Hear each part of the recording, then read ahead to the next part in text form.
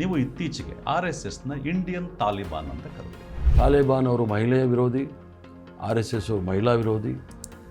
ತಾಲಿಬಾನ್ ಅವರು ಇನ್ನೊಂದು ಧರ್ಮವನ್ನು ಸಹಿಸೋದಿಲ್ಲ, RSS ಅವರು ಇನ್ನೊಂದು ಧರ್ಮವನ್ನು ಸಹಿಸೋದಿಲ್ಲ. ತಾಲಿಬಾನ್ ಅವರು ಪ್ರಜಾತಂತ್ರದಲ್ಲಿ ನಂಬಿಕೆ ಇಟ್ಕೊಂಡಿಲ್ಲ, RSS ಅವರು ಪ್ರಜಾತಂತ್ರದಲ್ಲಿ ನಂಬಿಕೆ ಇಟ್ಕೊಂಡಿಲ್ಲ. ಆದ್ದರಿಂದ RSSಗೂ ಮತ್ತು ತಾಲಿಬಾನ್ಗೂ ಏನು ವ್ಯತ್ಯಾಸ ಇಲ್ಲ ಅಂತ ಹೇಳಿರ್ತಕ್ಕಂಥದ್ದು ನಿಜ, ಮುಂದೆನೂ ಹೇಳ್ತೀವಿ. ಭಾರತದ ಯುವಜನತೆ ಎಚ್ಚೆತ್ತುಕೊಳ್ಳಿಲ್ಲ ಅಂತಂದರೆ RSS ಇಡೀ ದೇಶವನ್ನೇ ಅಪೋಷಣ ತೆಗೆದುಕೊಂಡು ಬಿಡುತ್ತೆ. ಈ ದೇಶದಲ್ಲಿ ತ್ರಿವರ್ಣ ಧ್ವಜದ ವಿರುದ್ಧ RSS ಅವರು ಇದ್ದಾರೆ. ಅದ್ರ ಜೊತೆಗೆ ಸಂವಿಧಾನವನ್ನು ಒಪ್ಪಲಿಲ್ಲ. ಸಂವಿಧಾನವನ್ನು ಯಾಕೆ ಒಪ್ಪಲಿಲ್ಲ ಅಂದರೆ ಇದು ಪಾಶ್ಚಿಮಾತ್ಯ ದೇಶದಿಂದ ಇರ್ತಕ್ಕಂಥ ವಿಚಾರಗಳನ್ನು ಅಳವಡಿಸ್ಕೊಂಡಿದ್ದಾರೆ, ಆದ್ದರಿಂದ ಈ ಸಂವಿಧಾನವನ್ನು ಒಪ್ಕೊಳ್ಳಿಲ್ಲ ಅಂತಾರೆ. ಆದರೆ RSS ಸಂವಿಧಾನ ಮತ್ತು RSS ಸಿದ್ಧಾಂತ ಅದು ಕೂಡ ಪಾಶ್ಚಿಮಾತ್ಯ ಅನ್ನೋದು ನಾನು ಹೇಳಲಿಕ್ಕೆ ಇಚ್ಛೆ ಬೀಳ್ತೇನೆ. ನಿವೃತ್ತ ನ್ಯಾಯಾಧೀಶರಾದಂಥ ಸಂತೋಷ್ ಹೆಗಡೆ ಅವರು ಒಂದು ಕಡೆ ಮಾತಾಡ್ತಾ ಹೇಳ್ತಾರೆ, ಈ ಸರ್ಕಾರ ಏನಿದೆ ಇದು ಈ ತಿರಿ ಆರ್ಡರ್ ಮಾಡಿರೋದು ತಪ್ಪು ಅಂತ ಒಂದು ಮಾತು ಹೇಳ್ತಾರೆ. ಇನ್ನೊಂದು ಅತಿ ಮುಖ್ಯವಾದ ಮಾತು ಹೇಳಿದವರು, RSS ಏನು ನೋಂದಾಯಿಸ್ಕೊಂಡಿಲ್ವೋ ಇಲ್ಲಿ ತನಕನೂ ಅದು ತಪ್ಪಲ್ಲ ಅಂತ ಸಂತೋಷ್ ಹೆಗಡೆ ಅವರು ಹೇಳ್ತಾರೆ. ಈಗ ಅದು RSSದು ಒಂದು ತಂತ್ರ ಮತ್ತು ಕುತಂತ್ರನೂ ಅಂದ್ಕೊಳ್ಳಿ.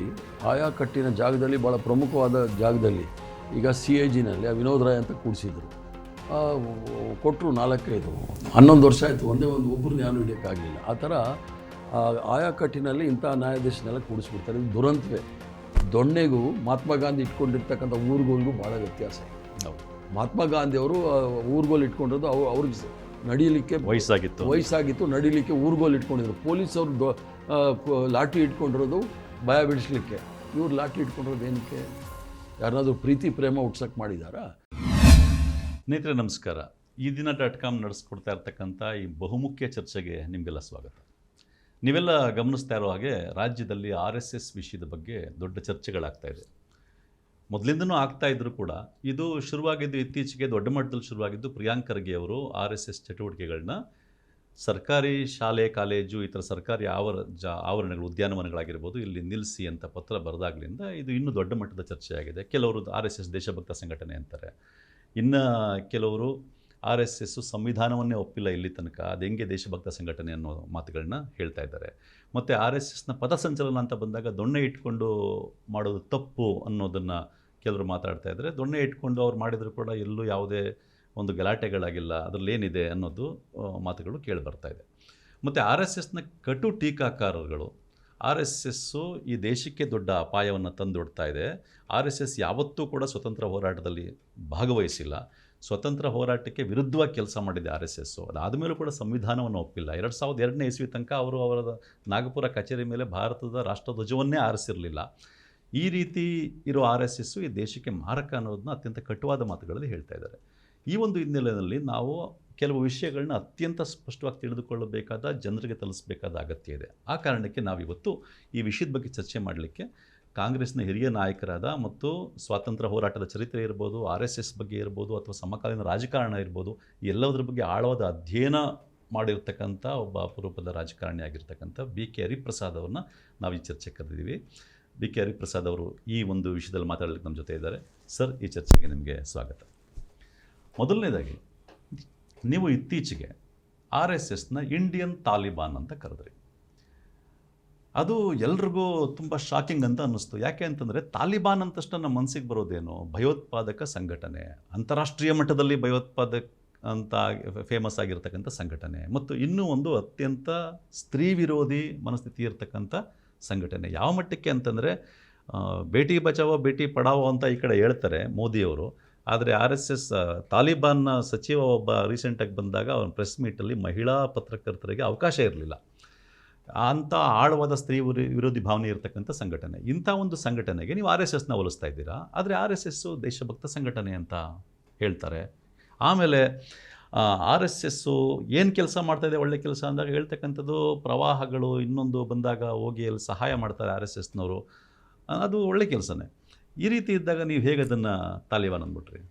ಈಗ ತಾಲಿಬಾನು ಮತ್ತು RSS ಅದರ ಜೊತೆಗೆ ಹಿಂದೂ ಮಹಾಸಭಾ ಕೂಡ, ಈ ಎರಡೂ ಸಹ ಧರ್ಮಾಧಾರಿತ ರಾಜಕಾರಣ ಮಾಡ್ತಕ್ಕಂಥ ಸಂಘಟನೆಗಳು, ಪಕ್ಷ ಅಂತ ನಾನು ಹೇಳೋದಿಲ್ಲ. ತಾಲಿಬಾನ್ಗೂ ಮತ್ತು RSSನ ಸಿದ್ಧಾಂತಗಳನ್ನು, ತತ್ವ ಸಿದ್ಧಾಂತಗಳನ್ನು ನೋಡಿದಾಗ ಭಾಳಷ್ಟು ಸಮಾನತೆ ನೀವು ನೋಡ್ಬೋದು. ತಾಲಿಬಾನ್ ಅವರು ಕೂಡ ಹೇಳ್ತಾರೆ, ಅವರು ಕೂಡ ಹೇಳೋದು ಒನ್ ನೇಷನ್ ಒನ್ ರಿಲಿಜನ್. ಅವರು ಹೇಳ್ತಾರೆ ಯಾರು ಯಾವ ಥರ ಬಟ್ಟೆ ಹಾಕೋಬೇಕು, ಯಾರು ಯಾವ ಊಟ ಮಾಡಬೇಕು ಅನ್ನೋದನ್ನು ಅವರು ಹೇಳ್ತಾರೆ. ಧಾರ್ಮಿಕ ಮತಾಂಧತೆ ಇರ್ತಕ್ಕಂಥದ್ದು ತಾಲಿಬಾನ್ ಅವರು. ಅದೇ ರೀತಿ RSS ಅವರು ಕೂಡ ಅವರು ಹೇಳೋದು, ಅವರು ಈಗ ನೋಡ್ತಾ ಇರ್ಬೋದು, ಒನ್ ನೇಷನ್ ಒನ್ ಎಜುಕೇಷನ್ ಅಂದ್ಕೊಂಡು ಎಲ್ಲವೂ ಕೂಡ ಈ ಬಹುತ್ವದ ಇರ್ತಕ್ಕಂಥ ರಾಷ್ಟ್ರದಲ್ಲಿ ಎಲ್ಲವನ್ನೂ ಸಹ ಒಂದು ಮಾಡಲಿಕ್ಕೆ, ಅಂದರೆ ಅವರ ಅನುಕೂಲಕ್ಕೆ ಮಾಡ್ತಕ್ಕಂಥ ಕೆಲಸ RSS ಅವರು ಮಾಡ್ತಾ ಇದ್ದಾರೆ. ತಾಲಿಬಾನ್ ಅವರು ಮಹಿಳೆಯ ವಿರೋಧಿ, RSS ಅವರು ಮಹಿಳಾ ವಿರೋಧಿ.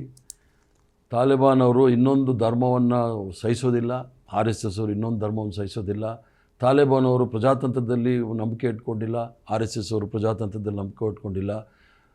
ತಾಲಿಬಾನ್ ಅವ್ರಿಗೆ ಅವ್ರದ್ದೇ ಆದ ಶರಿಯತ್ ಲಾ ಇರ್ತಕ್ಕಂಥದ್ದು ಮತ್ತು ಇಸ್ಲಾಂ ಥಿಯೋಕ್ರೆಟಿಕ್ ಅಂತ ಇಂಗ್ಲೀಷಲ್ಲಿ ಏನು ಹೇಳ್ತಾರೆ. RSS ಅವರು ಕೂಡ ಸಂವಿಧಾನವನ್ನು ಒಪ್ಪದೆ ಧಾರ್ಮಿಕ ಮೂಢನಂಬಿಕೆ ಮೇಲೆ ರಾಜ್ಯವನ್ನು ರಾಷ್ಟ್ರವನ್ನು ನಡೆಸಲಿಕ್ಕೆ ನೋಡ್ತಾರೆ. ಆದ್ದರಿಂದ RSSಗೂ ಮತ್ತು ತಾಲಿಬಾನ್ಗೂ ಏನು ವ್ಯತ್ಯಾಸ ಇಲ್ಲ ಅಂತ ಹೇಳಿರ್ತಕ್ಕಂಥದ್ದು ನಿಜ. ಮುಂದೆನೂ ಹೇಳ್ತೇನೆ ಅದನ್ನು.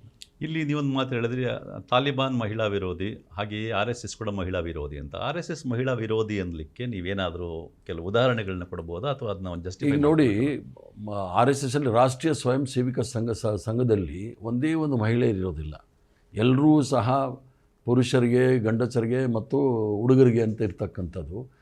ಅವ್ರು ಹೇಳ್ಬೋದು ನಾವು ಸಮಾಜ ಸೇವಿಕ ಅಂಥೇಳಿ ಮಹಿಳೆಯರಿಗೆ ಬೇರೆ ಮಾಡಿದ್ದೀವಿ ಅಂಥೇಳಿ, ಬಟ್ ಮುಖ್ಯ ಸಂಘಟನೆಯಲ್ಲಿ ಯಾಕಿಲ್ಲ ಅನ್ನೋದು ಪ್ರಶ್ನೆ. RSS ಅವರು ಮಹಿಳಾ ವಿರೋಧಿ ಅನ್ನೋದಕ್ಕೆ ನೀವು ಬಾಬಾ ಸಾಹೇಬ್ ಭೀಮರಾವ್ ಅಂಬೇಡ್ಕರ್ ಅವರು ಹಿಂದೂ ಕೋಡ್ ಬಿಲ್ ತಂದಾಗ ಅದನ್ನು ಸತತವಾಗಿ ವಿರುದ್ಧ ಮಾಡಿದವರು RSS ಅವರೇ. ಅವರು ಹಿಂದೂ ಕೋಡ್ ಬಿಲ್ ತಂದಾಗ ಅವರು ರಾಮಲೀಲಾ ಮೈದಾನದಲ್ಲಿ ಬಹಿರಂಗ ಸಭೆ ಮಾಡಿ ಸಂವಿಧಾನವನ್ನು ಸುಡ್ತಾರೆ. ಈಗ ಹೇಳೋದಂದರೆ ಕಾಂಗ್ರೆಸ್ ಅವರು ಅವ್ರನ್ನ ರಾಜೀನಾಮೆ ಕೊಡಿಸೋದು ಅಂತ. ನೆಹರು ಮತ್ತು ಅಂಬೇಡ್ಕರ್ ಅವರು ಇಬ್ಬರೂ ಸೇರಿ ಹಿಂದೂ ಕೋಡ್ ಬಿಲ್ ತಂದರು. ಹಿಂದೂ ಕೋಡ್ ಬಿಲ್ಲಲ್ಲಿ ಏನಿತ್ತು ಅಂದರೆ ಮಹಿಳೆಯರಿಗೆ ಸರಿಸಮಾನವಾದ ತಂದೆಯ ಆಸ್ತಿಯಲ್ಲಿ ಪಾಲ್ಗೊಳ್ಳಬೇಕು ಅಂತೇಳಿ ಭಾಳ ಮುಖ್ಯವಾದ ವಿಚಾರ ಇತ್ತು. ಅದಕ್ಕೆ ವಿರೋಧ ಮಾಡಿದ ವಿಚಾರದಲ್ಲಿ ಅವರು ಮಹಿಳೆಯರ ವಿರೋಧಿ ಅಂತ ನನ್ನ ಅನಿಸಿಕೆ. ಬಹುಶಃ ಅದನ್ನು ಒಂದು ಆ್ಯಡ್ ಮಾಡ್ಬೋದು ಅಂತ ನೋಡೋದಾದರೆ, ಪದೇ ಪದೇ ಆಗಾಗ RSS ಸಂಘಟನೆಗೆ ಸೇರಿದವರು ಅಥವಾ ಅದು ಆ ರೀತಿಯ ಐಡಿಯಾಲಜಿ ಇರ್ತಕ್ಕಂಥವರೇ ಪದೇ ಪದೇ ಕಾಲ್ ಕೊಡ್ತಾ ಇರೋದು ನೋಡ್ತಾ ಇರ್ತೀವಿ. ಹಿಂದೂ ಮಹಿಳೆಯರು 8 ಜನ ಮಕ್ಕಳಿರಬೇಕು, 4 ಜನ ಮಕ್ಕಳಿರಬೇಕು ಅಂತ. ಇದು ಕೂಡ ಮಹಿಳಾ ವಿರೋಧಿ ನಿಲುವೇನೆ. ಯಾಕೆಂತಂದರೆ ಆ ಥರ ಫ್ಯಾಮಿಲಿಗಳಿಗೆ ತೊಂದರೆ ಆಗೋದಷ್ಟೇ, ಮಹಿಳೆಯ ಆರೋಗ್ಯಕ್ಕೂ ಕೂಡ ದೊಡ್ಡ ತೊಂದರೆ ಆಗ್ತದೆ. ಅಲ್ಲ, ಅದನ್ನ ಯಾವುದು ಗಮನ ಇಟ್ಕೊಳ್ಳದೆ ಒಟ್ಟಿನಲ್ಲಿ ಮಕ್ಕಳು ಜಾಸ್ತಿ ಮಾಡಬೇಕು ಅಂತ ಹೇಳಿ, ಮಕ್ಕಳು ಜಾಸ್ತಿ ಮಾಡಬೇಕು ಅಂತ ಹೇಳ್ತಾರೆ. ಮೋಹನ್ ಭಾಗವತರವರು ಒಂದು ಕಡೆ ಸ್ಟೇಟ್ಮೆಂಟ್ ಮಾಡ್ತಾರೆ, ಏನಂತ ಹೇಳಿಕೆ ಕೊಡ್ತಾರೆ, ಭಾರತೀಯ ಹಿಂದೂ ಹೆಣ್ಮಕ್ಳು ಅಡುಗೆ ಮನೆಯಲ್ಲಿ ಮಾತ್ರ ಇರಬೇಕು, ಹೊರಗಡೆ ಬರೋದಿಲ್ಲ ಅಂತ ಹೇಳ್ತಾರೆ. ಅವರು ಸರಸಂಘ ಚಾಲಕರು, ಅವ್ರು ಹೇಳಿದ್ದೇ ವೇದವಾಕ್ಯ RSS ಅವ್ರಿಗೆ ಮತ್ತು ಅದನ್ನು ಹಿಂಬಾಲಕರಿಗೆಲ್ಲ. ಅವರಂತ ಹೇಳಿಕೆಗಳು ಕೊಟ್ಟಾಗ ಏನಾಗುತ್ತೆ ಹೇಳಿ? ಮಹಿಳಾ ವಿರೋಧಿ ನೀತಿಗಳಲ್ಲಿ ಸಾಕಷ್ಟು ಉದಾಹರಣೆಗಳು ನಿಮಗೆ ಸಿಗುತ್ತೆ RSS ಅಲ್ಲಿ, ಇಲ್ಲ ಅಂತೇನಿಲ್ಲ. ಈಗ ನೀವು ಇತ್ತೀಚೆಗೆ ಪ್ರಜಾವಾಣಿನಲ್ಲಿ ಒಂದು ಲೇಖನ ಬರೆದ್ರಿ. ಅಲ್ಲಿ ದೇವನೂರು ಮಹಾದೇವ್ ಅವರ ಲೇಖನ ಉಲ್ಲೇಖಿಸಿ ಬರೀತಾ ಆ ಲೇಖನವನ್ನು ಮುಗಿಸುವಾಗ ನೀವೊಂದು ಅತ್ಯಂತ ಗಂಭೀರವಾದ ಮಾತನ್ನು ಹೇಳ್ತೀರಿ. ಏನಂತಂದರೆ, ಭಾರತದ ಯುವಜನತೆ ಎಚ್ಚೆತ್ತುಕೊಳ್ಳಿಲ್ಲ ಅಂತಂದರೆ RSS ಇಡೀ ದೇಶವನ್ನೇ ಅಪೋಷಣ ತೆಗೆದುಕೊಂಡು ಬಿಡುತ್ತೆ, ಅಂದರೆ ಇಡೀ ದೇಶ ಹಾಳಾಗೋಗುತ್ತೆ ಈ RSS ಇಂದ ಅಂತ. RSSನ ದೇಶಭಕ್ತ ಸಂಘಟನೆ ಅಂತ ಹೇಳುವಾಗ ನೀವು RSS ಇಂದ RSSನ ಕಂಟ್ರೋಲ್ ಮಾಡಲಿಲ್ಲ ಅಂತಂದರೆ ದೇಶನೇ ಹಾಳು ಮಾಡುತ್ತೆ RSS ಅನ್ನೋ ಅರ್ಥದಲ್ಲಿ ಬರೀತಿರಲ್ಲ. ಅವಕ್ಕೆ ನೀವು ಜಸ್ಟ್ ಅರ್ಥ ಅಲ್ಲ, ಅದು ನಿಜವಾದ ವಿಚಾರನೇ ಬರೆದಿರ್ತಕ್ಕಂಥದ್ದು. ನಾನು ಅರ್ಥೈಸೋದು ಅನ್ನೋ ಪ್ರಶ್ನೆ ಅಲ್ಲ. ದೇಶ ಅನ್ನೋದು ಯಾವುದಕ್ಕೆ ದೇಶ ಅಂತೀರಿ? ದೇಶ ನಡೆಸಲಿಕ್ಕೆ ಒಂದು ಸಂವಿಧಾನ ಇರುತ್ತೆ, ಆ ಸಂವಿಧಾನದ ಚೌಕಟ್ಟಿನಲ್ಲಿ ದೇಶ ನಡೆಯುತ್ತೆ. ಆ ದೇಶದ ಸಂವಿಧಾನ ನಡಿಬೇಕಂದ್ರೆ ಒಂದು ವ್ಯವಸ್ಥೆ ಇರುತ್ತೆ, ಪ್ರಜಾಪ್ರಭುತ್ವ. ಮತ್ತು ಆ ದೇಶದ ಐಡೆಂಟಿಟಿ ರೆಕಗ್ನೈಸೇಷನ್ ಏನು ಅಂದರೆ ಅದು ತ್ರಿವರ್ಣ ಧ್ವಜ, ಒಂದು ಧ್ವಜ ಇರುತ್ತೆ. ಈ ದೇಶದಲ್ಲಿ ತ್ರಿವರ್ಣ ಧ್ವಜದ ವಿರುದ್ಧ RSS ಅವರಿದ್ದಾರೆ. RSS ಅವರು ಗೋಲ್ವರ್ಕರ್ ಅವರೇ ಅವರ 1947 ಜುಲೈ ನೀವು ಆರ್ಗನೈಸರಲ್ಲಿ ನೋಡಿದಾಗ ಭಾಳ ಸ್ಪಷ್ಟವಾಗಿ ಹೇಳಿದ್ದಾರೆ, ಈ ದೇಶ 3 ಸಂಖ್ಯೆ ಅನ್ನೋದೇನಿದೆ, 3 ಬಣ್ಣ, ಅದು ಅಶುಭ, ಅದರಿಂದ ಈ ದೇಶಕ್ಕೆ ನಾವು ಒಪ್ಪಕ್ಕಾಗೋದಿಲ್ಲ ಅಂಥೇಳಿ RSS ಅವರು ತ್ರಿವರ್ಣ ಧ್ವಜವನ್ನು ಒಪ್ಪಲಿಲ್ಲ. ತಾವು ಹೇಳಿದಾಗೆ 52 ವರ್ಷಗಳ ಕಾಲ RSS ಕಚೇರಿಯ ಮೇಲೆ ಅವರು ತ್ರಿವರ್ಣ ಧ್ವಜವನ್ನು ಹಾರಿಸಲಿಲ್ಲ. ಇದು ದೇಶದ್ರೋಹ ಕೆಲಸ ಅಲ್ವಾ? ಅದ್ರ ಜೊತೆಗೆ ಸಂವಿಧಾನವನ್ನು ಒಪ್ಪಲಿಲ್ಲ. ಸಂವಿಧಾನವನ್ನು ಯಾಕೆ ಒಪ್ಪಲಿಲ್ಲ ಅಂದರೆ ಇದು ಪಾಶ್ಚಿಮಾತ್ಯ ದೇಶದಿಂದ ಇರ್ತಕ್ಕಂಥ ವಿಚಾರಗಳನ್ನು ಅಳವಡಿಸ್ಕೊಂಡಿದ್ದಾರೆ, ಆದ್ದರಿಂದ ಈ ಸಂವಿಧಾನವನ್ನು ಒಪ್ಕೊಳ್ಳಿಲ್ಲ ಅಂತಾರೆ. ಆದರೆ RSS ಸಂವಿಧಾನ ಮತ್ತು RSS ಸಿದ್ಧಾಂತ ಅದು ಕೂಡ ಪಾಶ್ಚಿಮಾತ್ಯ ಅನ್ನೋದು ನಾನು ಹೇಳಲಿಕ್ಕೆ ಇಚ್ಛೆ ಬೀಳ್ತೇನೆ. ಯಾಕಂತ ಹೇಳಿದ್ರೆ ಈ ಹೆಡ್ಗೆವಾರ್ ಅವರ ಗುರು BS ಮುಂಜೆಯವರವರು ಇಟಲಿಗೆ ಹೋಗ್ಬಿಟ್ಟು ಮುಸೋಲಿನಿನ ಭೇಟಿ ಮಾಡಿ ಫ್ಯಾಸಿಸಮ್ನಲ್ಲಿ ಏನೇನು ನಡೆಯುತ್ತೆ, ಅವರ ಸಂಘ ಸಂಸ್ಥೆಗಳು ಯಾವ ರೀತಿ ನಡೆಯುತ್ತೆ ಅಂಥೇಳಿ, ಅದೇ ಒಂದೇ ಭಾಷೆ, ಒಂದೇ ದೇವರು, ಒಂದೇ ಪಥ ಅಂತೆಲ್ಲ ಮಾತಾಡೋ ಜನ, ಅದನ್ನು ಸೆಮಿ ಮಿಲಿಟ್ರಿ ಮಾಡಿ ಮುಸೋಲಿನಿ ಅವರ ಹತ್ರ ಟ್ರೈನಿಂಗ್ ತಗೊಂಡು ಮುಂಜೆಯವರು ಬಂದು ನಾಸಿಕ್ಕಲ್ಲಿ ಬೋನ್ಸಾಲ್ ಅಂತೇಳಿ ಮಿಲಿಟ್ರಿ ಸ್ಕೂಲ್ ಪ್ರಾರಂಭ ಮಾಡ್ತಾರೆ 1935ನೇ ಇಸ್ವಿನಲ್ಲಿ. 37ನೇ ಇಸ್ವಿಯಿಂದ ಪ್ರಾರಂಭ ಆಗುತ್ತೆ. ಬಹುತೇಕ RSSಲ್ಲಿ ಪ್ರಮುಖವಾಗಿರ್ತಕ್ಕಂಥವ್ರು ಆ ಸ್ಕೂಲಲ್ಲಿ ಟ್ರೈನಿಂಗ್ ತೊಗೊಂಡಿರ್ತಕ್ಕಂಥವ್ರೆ, ಮಿಲಿಟ್ರಿ ಟ್ರೈನಿಂಗ್ ತೆಗೆದುಕೊಂಡಿರ್ತಕ್ಕಂಥವ್ರೆ. ಆದ್ದರಿಂದ ಅಲ್ಲಲ್ಲಿ ಗಲಭೆ ಮಾಡಲಿಕ್ಕೆ ಪ್ರಯತ್ನ ಮಾಡಲಿಕ್ಕೆ ಅನುಕೂಲ ಆಗುತ್ತೆ ಅನ್ನೋದು ಮಾಡಿದ್ದಾರೆ. ಆದ್ದರಿಂದ ಸಂವಿಧಾನಕ್ಕೆ ವಿರುದ್ಧ ಇರ್ತಕ್ಕಂಥವ್ರು, ತ್ರಿವರ್ಣ ಧ್ವಜಕ್ಕೆ ವಿರುದ್ಧ ಇರ್ತಕ್ಕಂಥವ್ರು, ಪ್ರಜಾಪ್ರಭುತ್ವ ಇರ್ತಕ್ಕಂಥವ್ರು ದೇಶಭಕ್ತರು ಆಗೋಕ್ಕೆ ಸಾಧ್ಯನೇ ಇಲ್ಲ. ಅವರ ಬೇಸಿಕ್ ಐಡಿಯಾಲಜಿ, ಮೂಲಭೂತವಾದ ಸಿದ್ಧಾಂತ ಏನು ಅಂದರೆ ದ್ವೇಷ ರಾಜಕಾರಣ ಮಾಡ್ತಾ ಇದೆ. ದೇಶಭಕ್ತಿ ಅಲ್ಲ, ದ್ವೇಷಭಕ್ತಿ ಅನ್ನೋದನ್ನು ನಾನು ಆ ದೇವನೂರು ಮಹದೇವಪ್ಪನವರು ಬರೆದಿದ್ದ ಲೇಖನದಲ್ಲಿ ಅದನ್ನು ಸಮರ್ಥನೆ ಮಾಡ್ಕೊಂಡು ಬರೆದಿದ್ದೆ. ಆದ್ದರಿಂದ ಯುವಕರು ಏನೀಗ 75 ವರ್ಷದಲ್ಲಿ ಈ ದೇಶ ಸಾಧನೆ ಮಾಡಿದೆ ನೋಡಿ. ಇಡೀ ದೇಶದಲ್ಲಿ, ಇಡೀ ಪ್ರಪಂಚದಲ್ಲಿ ನಾವು ಭಾರತ ದೇಶ ಅಭಿವೃದ್ಧಿ ಆಗ್ತಾ ಇದೆ. ಅಭಿವೃದ್ಧಿ ದೇಶ ಅಲ್ಲ ಇದು. ಅಭಿವೃದ್ಧಿ ಆಗ್ತಾ ಇರ್ತಕ್ಕಂಥ ಮಟ್ಟದಲ್ಲಿ ತಂದಿರೋ ಸಂದರ್ಭದಲ್ಲಿ ಅದನ್ನು ಪುನಃ ವಾಪಸ್ ಕಳಿಸ್ತಕ್ಕಂಥದ್ದು ಮೂಢನಂಬಿಕೆಗಳು. ಅದೇ ನರೇಂದ್ರ ಮೋದಿಯವರ ಭಾಷಣಗಳು ನೀವು ನೋಡಿದಾಗ ಅವರು ಮೋಡದ ವಿಜ್ಞಾನಿ ಆಗಿದ್ದಾರೆ, ಗ್ಯಾಸ್ ವಿಜ್ಞಾನಿ ಆಗಿದ್ದಾರೆ, ಯಾವ್ಯಾವ ವಿಜ್ಞಾನಿ ಆಗಿದ್ದಾರೆ ಅಂತ, ಪ್ಲಾಸ್ಟಿಕ್ ಸರ್ಜರಿ ವಿಜ್ಞಾನಿ ಆಗಿದ್ದಾರೆ. ಇವೆಲ್ಲ ಮೂಢನಂಬಿಕೆಯನ್ನು ಯುವಕರಲ್ಲಿ ತುಂಬ್ತಾ ಇರೋ ಸಂದರ್ಭದಲ್ಲಿ ಯುವಕರು ಎಚ್ಚೆತ್ತುಕೊಳ್ಳಿಲ್ಲ ಅಂತ ಹೇಳಿದ್ರೆ ಇದು 100 ವರ್ಷ ಹಿಂದೆ ಹೋಗುತ್ತೆ ದೇಶ. ಪುನಃ ಇದು ಇದು ಈ ಸ್ಟೋನ್ ಏಜ್ ಅಂತಾರೆ ನೋಡಿ, ಆ ಮಟ್ಟಕ್ಕೆ ಹೋಗ್ಬಿಡುತ್ತೆ, ಶಿಲಾಯುಗಕ್ಕೆ ಹೊಟ್ಟೋಗುತ್ತೆ. ಆದ್ದರಿಂದ ಎಚ್ಚೆತ್ತುಕೊಳ್ಳಿ ಅಂತ ಹೇಳಿ ನಾನು ಹೇಳ್ತಾರೆ. ಅಂದರೆ ಒಟ್ಟಾರೆಯಾಗಿ ನೀವು ಹೇಳ್ತಾ ಇರ್ತಕ್ಕಂಥದ್ದು ದ್ವೇಷ ರಾಜಕಾರಣ ಮಾಡಿದ್ದಾಗ ಸಮಾಜದಲ್ಲಿ ಒಂದು ದೇಶದಲ್ಲಿ ಯಾವಾಗ ಒಂದು ಪ್ರಕ್ಷುಬ್ಧ ವಾತಾವರಣ ಇರ್ತದೋ ಆಗ ಇನ್ವೆಸ್ಟ್ಮೆಂಟ್ ಕೂಡ ಬರಲ್ಲ. ಇನ್ನೊಂದು ಕಡೆಗೆ ಸಂವಿಧಾನ ವಿರೋಧಿ ನಿಲುವು ತಗೊಂಡಿರೋದ್ರಿಂದ ಯಾರು ಸಂವಿಧಾನದ ವಿರುದ್ಧ ಇರ್ತಾರೋ ಯಾವತ್ತು ದೇಶನ ಅಭಿವೃದ್ಧಿ ಮಾಡಲಿಕ್ಕೆ ಸಾಧ್ಯ ಇಲ್ಲ. ಮತ್ತು ಈ ಮೂಢನಂಬಿಕೆಗಳು ಅಂದರೆ ವೈಜ್ಞಾನಿಕ ವಿಚಾರದಿಂದ ಹಿಂದಕ್ಕೆ ಎಳಿತಾ ಇದ್ದಾಗ ಅಂಥ ದೇಶ ಅಭಿವೃದ್ಧಿ ಆಗ್ಲಿಕ್ಕೆ ಸಾಧ್ಯ ಇಲ್ಲ, ಹಿಂದಕ್ಕೆ ಹೋಗುತ್ತೆ. ಆ ಕಾರಣಕ್ಕೆ RSS ಡೇಂಜರ್ಸ್ ಅಂತ ನೀವು ಹೇಳ್ತಾ ಇದ್ದೀರಿ. ವೈಚಾರಿಕತೆ ಮತ್ತು ವೈಜ್ಞಾನಿಕ ಪ್ರವೃತ್ತಿ ಇರಲಿಲ್ಲ ಅಂತ ಹೇಳಿದ್ರೆ ಯಾವ ದೇಶನೂ ಸಹ ಮುಂದೆ ಬರೋದಿಲ್ಲ. ವೈಚಾರಿಕತೆ ಬಗ್ಗೆ ಅವ್ರು ಚರ್ಚೆ ಮಾಡಲಿಕ್ಕೆ ಅವಕಾಶ ಇರಲ್ಲ. ವೈಜ್ಞಾನಿಕತೆ ಬಗ್ಗೆ ಅವ್ರಿಗೆ ನಂಬಿಕೆನೇ ಇಲ್ಲ. ಅವರು ಪುಷ್ಪಕ ವಿಮಾನವನ್ನು ಆರಿಸಿದ್ದೀವಿ ಅಂತ ಹೇಳ್ತಾರೆ, ಅದನ್ನು ನಂಬಿಸ್ತಾರೆ. ಆದ್ದರಿಂದ ಈ ವೈಜ್ಞಾನಿಕವಾಗಿ ಎಲ್ಲಿ ತನಕ ನಮ್ಮ ಯುವಕರು ತಯಾರಾಗೋದಿಲ್ಲ, ವೈಚಾರಿಕತೆಯ ಬಗ್ಗೆ ಚಿಂತನೆ ಮಾಡೋದಿಲ್ಲ, ಅಲ್ಲಿವರೆಗೂ ಈ ದೇಶದ ಭವಿಷ್ಯ ಅಂಧಕಾರದಲ್ಲಿರುತ್ತೆ. ಯಾಕಂದರೆ ನೀವು ನರೇಂದ್ರ ಮೋದಿಯವರಿಂದ ಹಿಡಿದು ಮೋಹನ್ ಭಗವತ್ರಿಂದ ಹಿಡಿದು ಈ ಪ್ರಹ್ಲಾದ್ ಜೋಶಿಯವ್ರಿಗೆ ನೋಡಿದ್ರೂ ಸಹ ಬರೀ ಮೂಢನಂಬಿಕೆ ತುಂಬೋದ್ರಲ್ಲೇ ಇರ್ತಾರೆ ವಿನಃ ಬೇರೆ ಯಾವುದೇ ವಿಚಾರಗಳು, ವೈಜ್ಞಾನಿಕವಾದ ವಿಚಾರ, ಅಭಿವೃದ್ಧಿ ಮತ್ತು ಜನರ ಬದುಕನ್ನು ಕಟ್ಕೊಳ್ತಕ್ಕಂಥ ವಿಚಾರ ಇದುವರೆಗೂ ಎಲ್ಲೂ ಸಹ ಮಾತಾಡಿಲ್ಲ.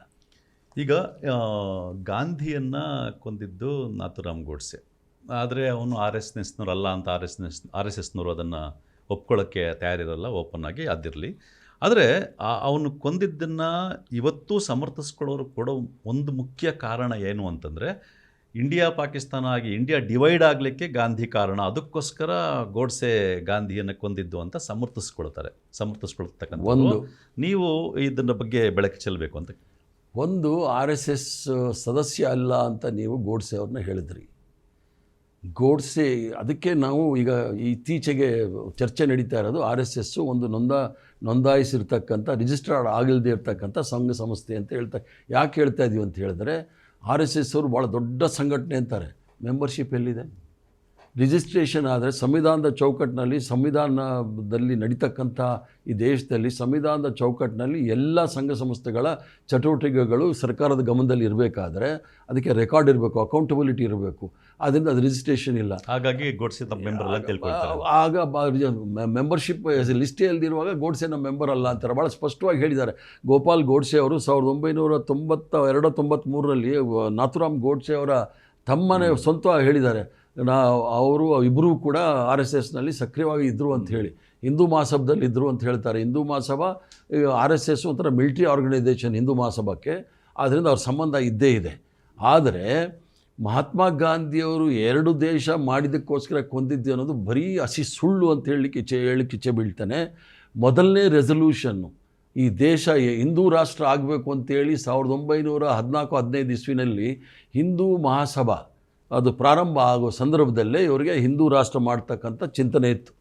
ಅದನ್ನು 1935ನೇ ಇಸ್ವಿನಲ್ಲಿ ಅಹಮದಾಬಾದಲ್ಲೆಲ್ಲೋ ನಡೆದಂಥ ಹಿಂದೂ ಮಹಾಸಭಾ ಸಮ್ಮೇಳನದಲ್ಲಿ ಸಾವರ್ಕರ್ ಅವರು ರೆಸಲ್ಯೂಷನ್ ಪಾಸ್ ಮಾಡ್ತಾರೆ, ಈ ರಾಷ್ಟ್ರ ಹಿಂದೂ ರಾಷ್ಟ್ರ ಆಗಬೇಕು ಅಂಥೇಳಿ. ಅದನ್ನು ನೋಡಿ 1940ನೇ ಇಸ್ವಿನಲ್ಲಿ ಮೊಹಮ್ಮದ್ ಅಲಿ ಜಿನ್ನಾ ಅವರು ಮುಸ್ಲಿಂ ಲೀಗ್ನಿಟ್ಕೊಂಡು ನಾವು ಕೂಡ ಪಾಕಿಸ್ತಾನ ಸಪರೇಟ್ ರಾಷ್ಟ್ರ ಬೇಕು ಅಂತಾರೆ. ಆದರೆ ಗಾಂಧಿ ಅವರು ಎಲ್ಲೂ ಸಹ ಅಥವಾ ನೆಹರು ಅವರು ಎಲ್ಲೂ ಸಹ ಈ ದೇಶ ಇಬ್ಬಾಗ ಆಗಬೇಕು ಅಂತ ಹೇಳಿದವರಲ್ಲ. ಮೊದಲನೇ ರೆಸಲ್ಯೂಷನ್ ಯಾವುದಾದ್ರೂ ಪ್ರಾವಿನ್ಷಿಯಲ್ ಅಸೆಂಬ್ಲಿಗಳಲ್ಲಿ ಆಗಿತ್ತು ಅಂತಂದರೆ ಫಜ್ಲಾಲಿ ಹಕ್ ಅಂಥೇಳಿ ವೆಸ್ಟ್ ಬೆಂಗಾಲ್ನ ಮುಖ್ಯಮಂತ್ರಿಗಳಿರ್ತಾರೆ, ಅದರಲ್ಲಿ ಶ್ಯಾಮಾ ಪ್ರಸಾದ್ ಮುಖರ್ಜಿ ಅವರು ಮಂತ್ರಿ ಆಗಿರ್ತಾರೆ. ಅವರು ಮೊದಲನೇ ರೆಸಲ್ಯೂಷನ್ ಪಾಸ್ ಮಾಡ್ತಾರೆ, ಪಾಕಿಸ್ತಾನ ಆಗಬೇಕು ಅಂಥೇಳಿ. ಮತ್ತು ಪಾಕಿಸ್ತಾನ ಆಗೋ ರೆಸಲ್ಯೂಷನಲ್ಲಿ ಎಲ್ಲರೂ ಸಹ ಈ ಪಾಲ್ದಾರಿದ್ದಾರೆ. ಮಹಾತ್ಮ ಗಾಂಧಿಗೂ ಅದಕ್ಕೇನೂ ಸಂಬಂಧ ಇಲ್ಲ. ಮಹಾತ್ಮ ಗಾಂಧಿಗೆ ನಿಜವಾಗಿ ಕೊಂದಂಥ ವಿಚಾರ ಏನು ಅಂದರೆ ಆ ಮಟ್ಟಕ್ಕೆ ಅದು ಪ್ರಕಾಷ್ಠೆಗೆ ಬಂದಿತ್ತು.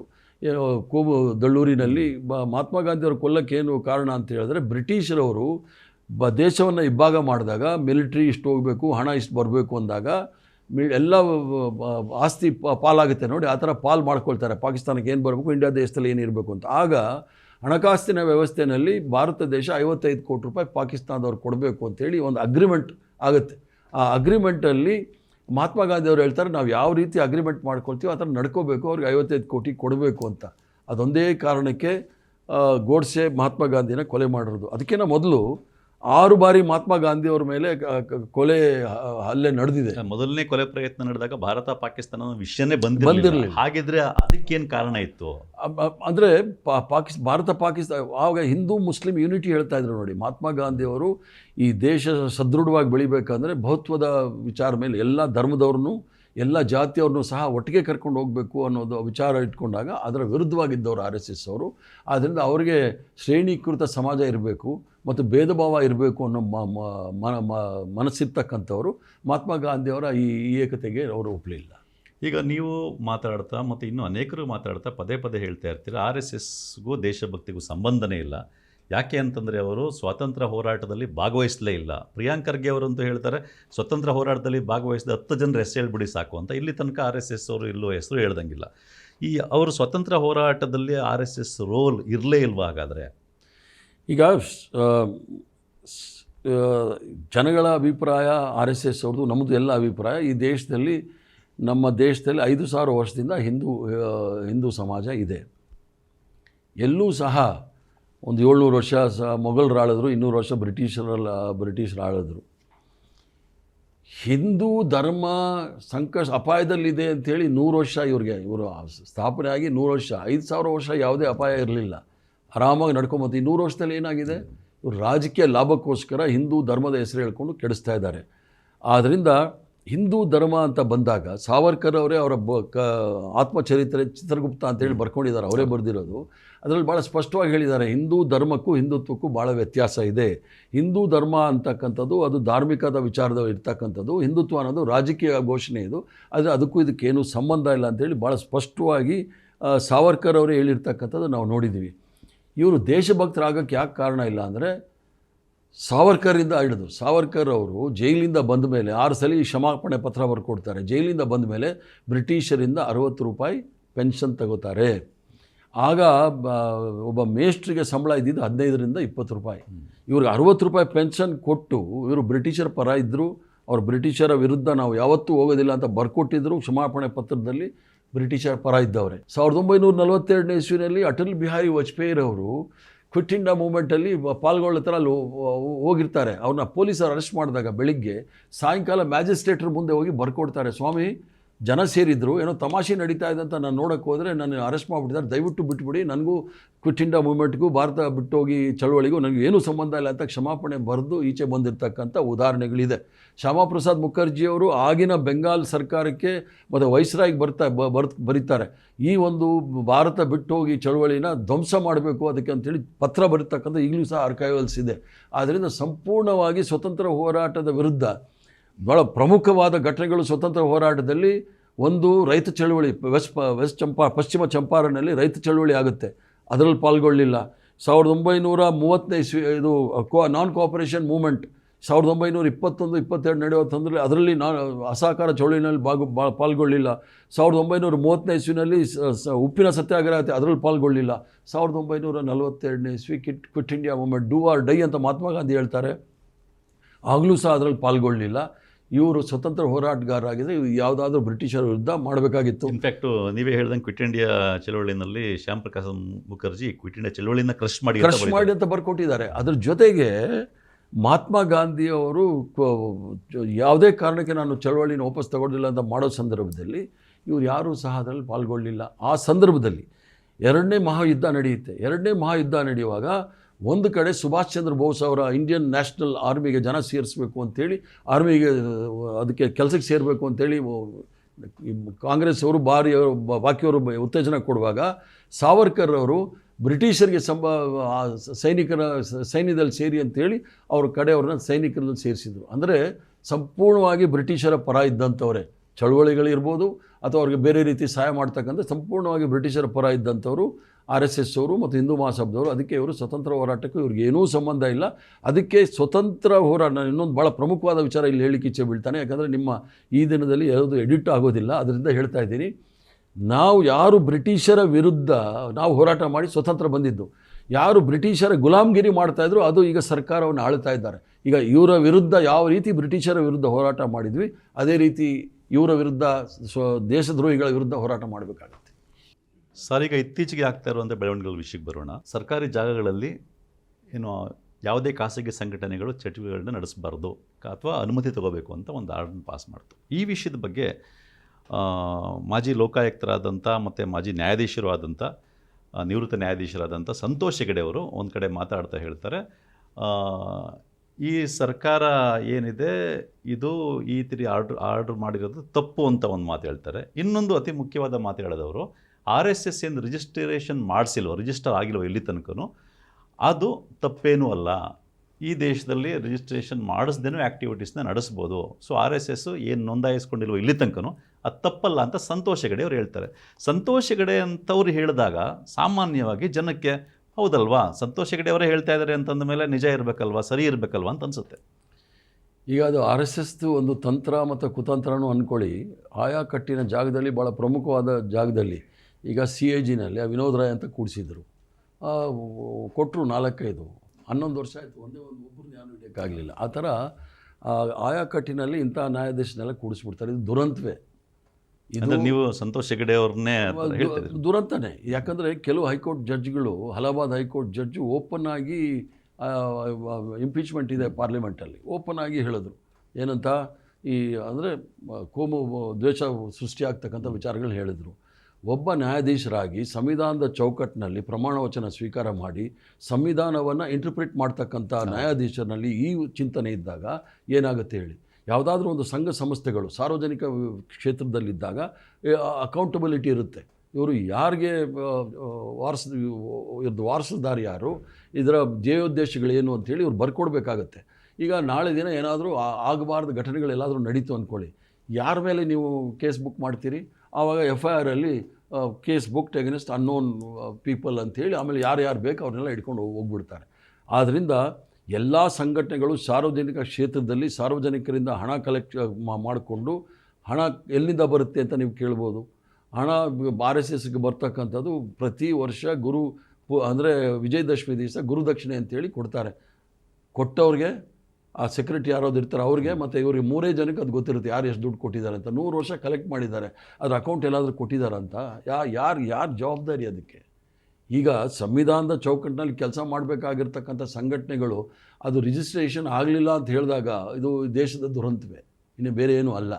ಮತ್ತು ಸರ್ಕಾರಿ ಜಾಗಗಳಲ್ಲಿ ಇವರು ಅವರ ಚಟುವಟಿಕೆಗಳು ಮಾಡೋದು ಅದು ಕಾನೂನು ಬಾಹಿರ. ಯಾಕಂತ ಹೇಳಿದ್ರೆ ಯಾವುದಾದ್ರೂ ಸಂಘಟನೆಗಳು ಅಂದರೆ ಪ್ರಚೋದನಕಾರಿ, ಅಂದರೆ ದೊಣ್ಣೆ ತಿರುಗಿಸೋದು, ತಲವಾರು ತಿರುಗಿಸೋದು ಕೆಲಸ ಮಾಡೋದಿದ್ದರೆ ಅವರು ಸರ್ಕಾರಿ ಪರ್ಮಿಷನ್ ತೆಗೆದುಕೊಳ್ಬೇಕಾಗತ್ತೆ.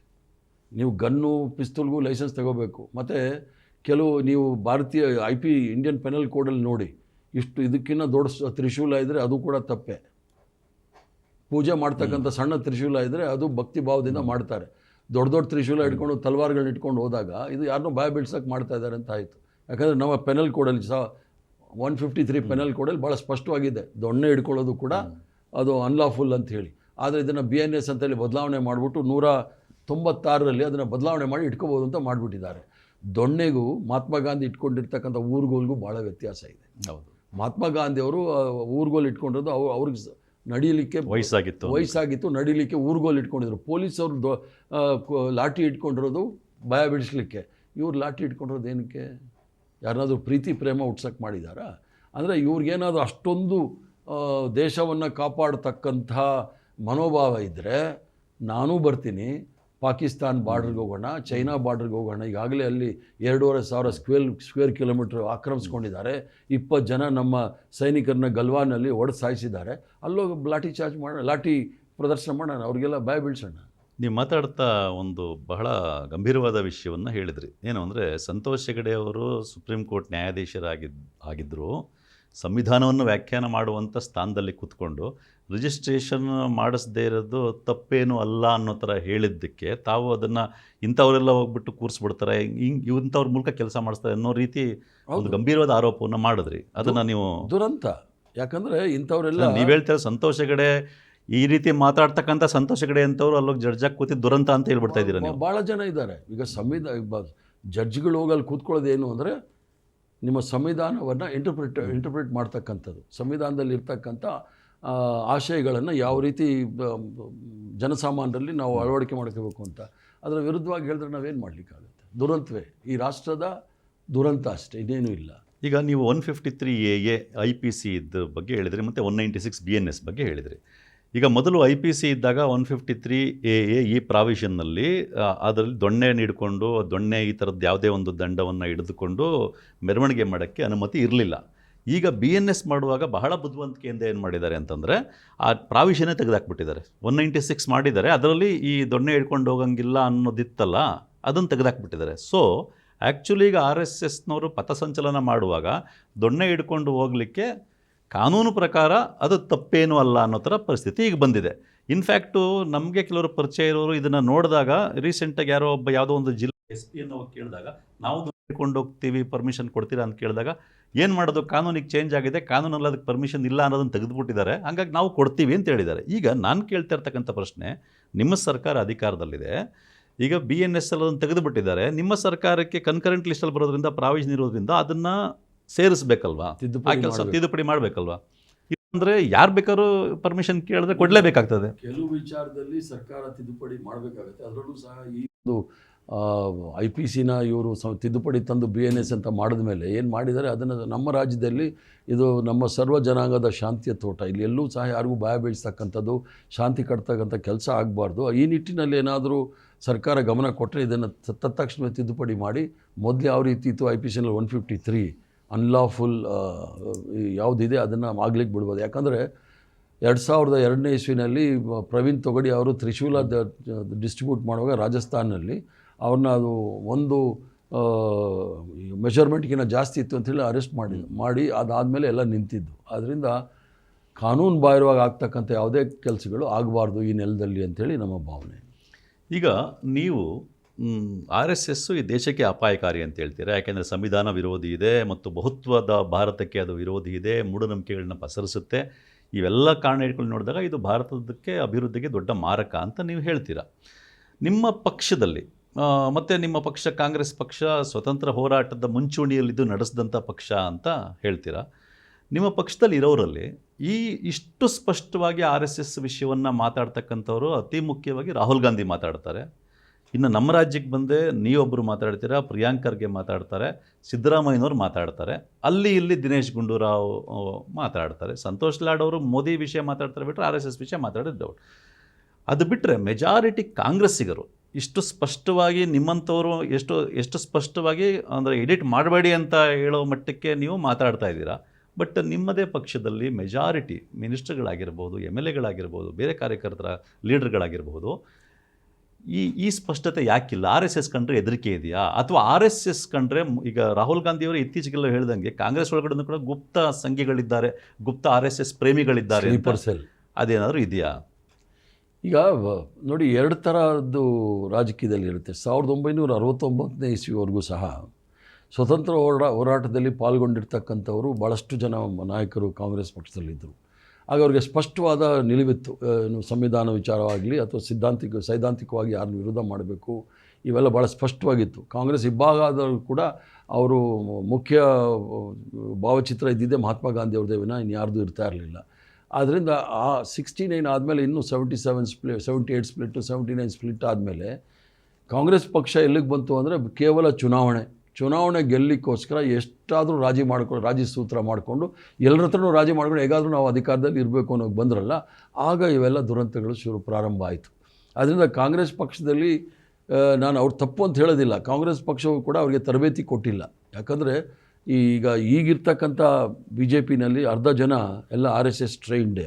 ಅಂದರೆ ದ್ವಂದ್ವ ಏನಿದೆ ಅಂತ ಹೇಳಿದರೆ, RSS ಸರ್ದಾರ್ ವಲ್ಲಭಾಯ್ ಪಟೇಲ್ ಅವರು ಬ್ಯಾನ್ ಮಾಡಿದಾಗ 1948ನೇ ಇಸ್ವಿನಲ್ಲಿ ಮಹಾತ್ಮ ಗಾಂಧಿಯವರ ಹತ್ಯೆ ಆದಮೇಲೆ ಅವರು ಒಂದು ಬೇಡ್ಕೊಳ್ತಾರೆ ಸರ್ದಾರ್ ಪಟೇಲ್ ಹತ್ರ ಬ್ಯಾನ್ ತೆಗಿಲಿಕ್ಕೆ, ಕ್ಷಮಾಪಣೆ ಬರೆದು. ಆಗ ಅವ್ರು ಹೇಳ್ತಾರೆ, ನಿಮ್ಮ ಸಂವಿಧಾನವನ್ನು ಕೊಡಿ, ಆವಾಗ ಮಾತ್ರ ನಾನು ಈ ಸಂಘಟನೆ ಯಾವುದು ಅಂತ ನಾನು ಹೇಳಲಿಕ್ಕೆ ಗೊತ್ತಾಗುತ್ತೆ ಅಂತ. ಆಗ ಸಂವಿಧಾನದಲ್ಲಿ 4ನೇ ಇದರಲ್ಲಿ ಬರೀತಾರೆ ಏನಂತ, ಯಾರು ಬೇಕಾದರೂ ಯಾವುದೇ ರಾಜಕೀಯ ಪಕ್ಷದಲ್ಲಿ ಹೋಗ್ಬೋದು RSSನವರು, ಆದರೆ ಒಂದ್ಸಲಿ ರಾಜಕೀಯದ ಇದ್ಮೇಲೆ ಅವರಿಗೆ ಸಂಘದಲ್ಲಿ ಎಲ್ಲೂ ಸಹ ಜಾಗ ಇಲ್ಲ ಅಂಥೇಳಿ. ಆದರೆ ಇವತ್ತು ನರೇಂದ್ರ ಮೋದಿಯಿಂದ ಹಿಡಿದು ಲೀಡರ್ ಆಫ್ ಅಪೋಸಿಷನ್ ಅಶೋಕ್ನಿಂದ ಹಿಡಿದು ಎಲ್ಲರೂ ಸಹ ಕಾಕಿ ಪಾಟು ಕರಿ ಟೋಪಿ ದೊಣ್ಣೆ ಹಿಡ್ಕೊಂಡು ನಿಂತ್ಕೊಳ್ತಾರಲ್ಲ, ಅದು RSS ಸಿದ್ಧಾಂತ ವಿರುದ್ಧ. ಜೊತೆಗೆ ಇವರು ಪ್ರಮಾಣ ವಚನ ಸ್ವೀಕಾರ ಮಾಡೋದು ಸಂವಿಧಾನದ ಇದರಲ್ಲಿ, ಈ ಸಂವಿಧಾನಕ್ಕೆ ವಿರುದ್ಧವೂ ಇದ್ದಾರೆ. ಆದ್ದರಿಂದ ಭಾರತದ ಸಂವಿಧಾನಕ್ಕೂ ವಿರುದ್ಧ ಇದ್ದಾರೆ, RSS ಸಂವಿಧಾನಕ್ಕೂ ಇದ್ದಾರೆ ಈ BJPಯವರು. ಆದ್ದರಿಂದ ಇವೆಲ್ಲ ನಡೆಯುವಾಗ ನಾವು ಕಾಂಗ್ರೆಸ್ ಪಕ್ಷದಲ್ಲಿರ್ತಕ್ಕಂಥ ನಾಯಕರಿಗಾಗಲಿ ಕಾರ್ಯಕರ್ತರಿಗಾಗಲಿ ತರಬೇತಿಯನ್ನು ಕೊಟ್ಟಿಲ್ಲ. ಯಾಕಂದರೆ ಅವರಿಗೆ ನಾವು ಒಂದು 25% ಹೇಳ್ಕೊಟ್ರೂ ಸಹ RSS ಅವರು ಜಾಗ ಖಾಲಿ ಮಾಡಬೇಕಾಗತ್ತೆ. ಅಷ್ಟು ಕಾರ್ಯಕರ್ತರು ಇದ್ದಾರೆ, ಅವ್ರಿಗೆ ತಿಳ್ಕೊಬೇಕಾಗಿತ್ತು. ಯಾಕಂದರೆ ನಾವೆಲ್ಲರೂ ಸಹ ಚುನಾವಣೆ ಗೆಲ್ಲೋದು ಸೋಲೋದು ಇಷ್ಟರಲ್ಲೇ ಇದ್ಬಿಟ್ಟಿದೆ ವಿನಃ. ಯಾಕಂದರೆ ನೀವು ತಾಲಿಬಾನ್ ಕೇಳಿದ್ರಿ, ತಾಲಿಬಾನು ಪರೋಕ್ಷವಾಗಲ್ಲ ಪ್ರತ್ಯಕ್ಷವಾಗಿ ಚುನಾವಣೆ ಎದುರಿಸಿ ಅವರು ಅಧಿಕಾರ ಹಿಡಿದಿದ್ದಾರೆ. RSS ಅವರು ಯಾವತ್ತೂ ಸಹ ಚುನಾವಣೆ ನಿಲ್ಲೋದಿಲ್ಲ. ಯಾಕಂದರೆ ಸಾಂಸ್ಕೃತಿಕ ಸಂಘಟನೆ ಅಂತಾರೆ, ಹಿಂದೆ ನಿಂತ್ಕೊಂಡು ಸೂತ್ರಧಾರಿಗಳಷ್ಟೇ. ಈ ಭಾರತೀಯ ಜನತಾ ಪಾರ್ಟಿಯವ್ರನ್ನ ಆಟಾಡಿಸ್ತಾ ಇರ್ತಾರೆ, ಹಿಂದೆ ಸೂತ್ರಧಾರಿಗಳು, ಇವರು ಪಾತ್ರಧಾರಿಗಳು. ಆದರೆ ಈಗಲಾದರೂ ತರಬೇತಿ ಕೊಡುವ ಮತ್ತು ಈ ಸಿದ್ಧಾಂತಕ್ಕೆ ಬದ್ಧರಾಗಿರಬೇಕು ಅಂತ ತಾಕೀತು ಮಾಡುವಂಥ ಸನ್ನಿವೇಶ ಬಂದಿದೆಯಲ್ವಾ. ಈಗ ನೋಡಿ, ಮೊನ್ನೆ ಪ್ರಿಯಾಂಕ್ ಖರ್ಗೆ ಅವ್ರದ್ದು ಘಟನೆ ಆಯಿತು.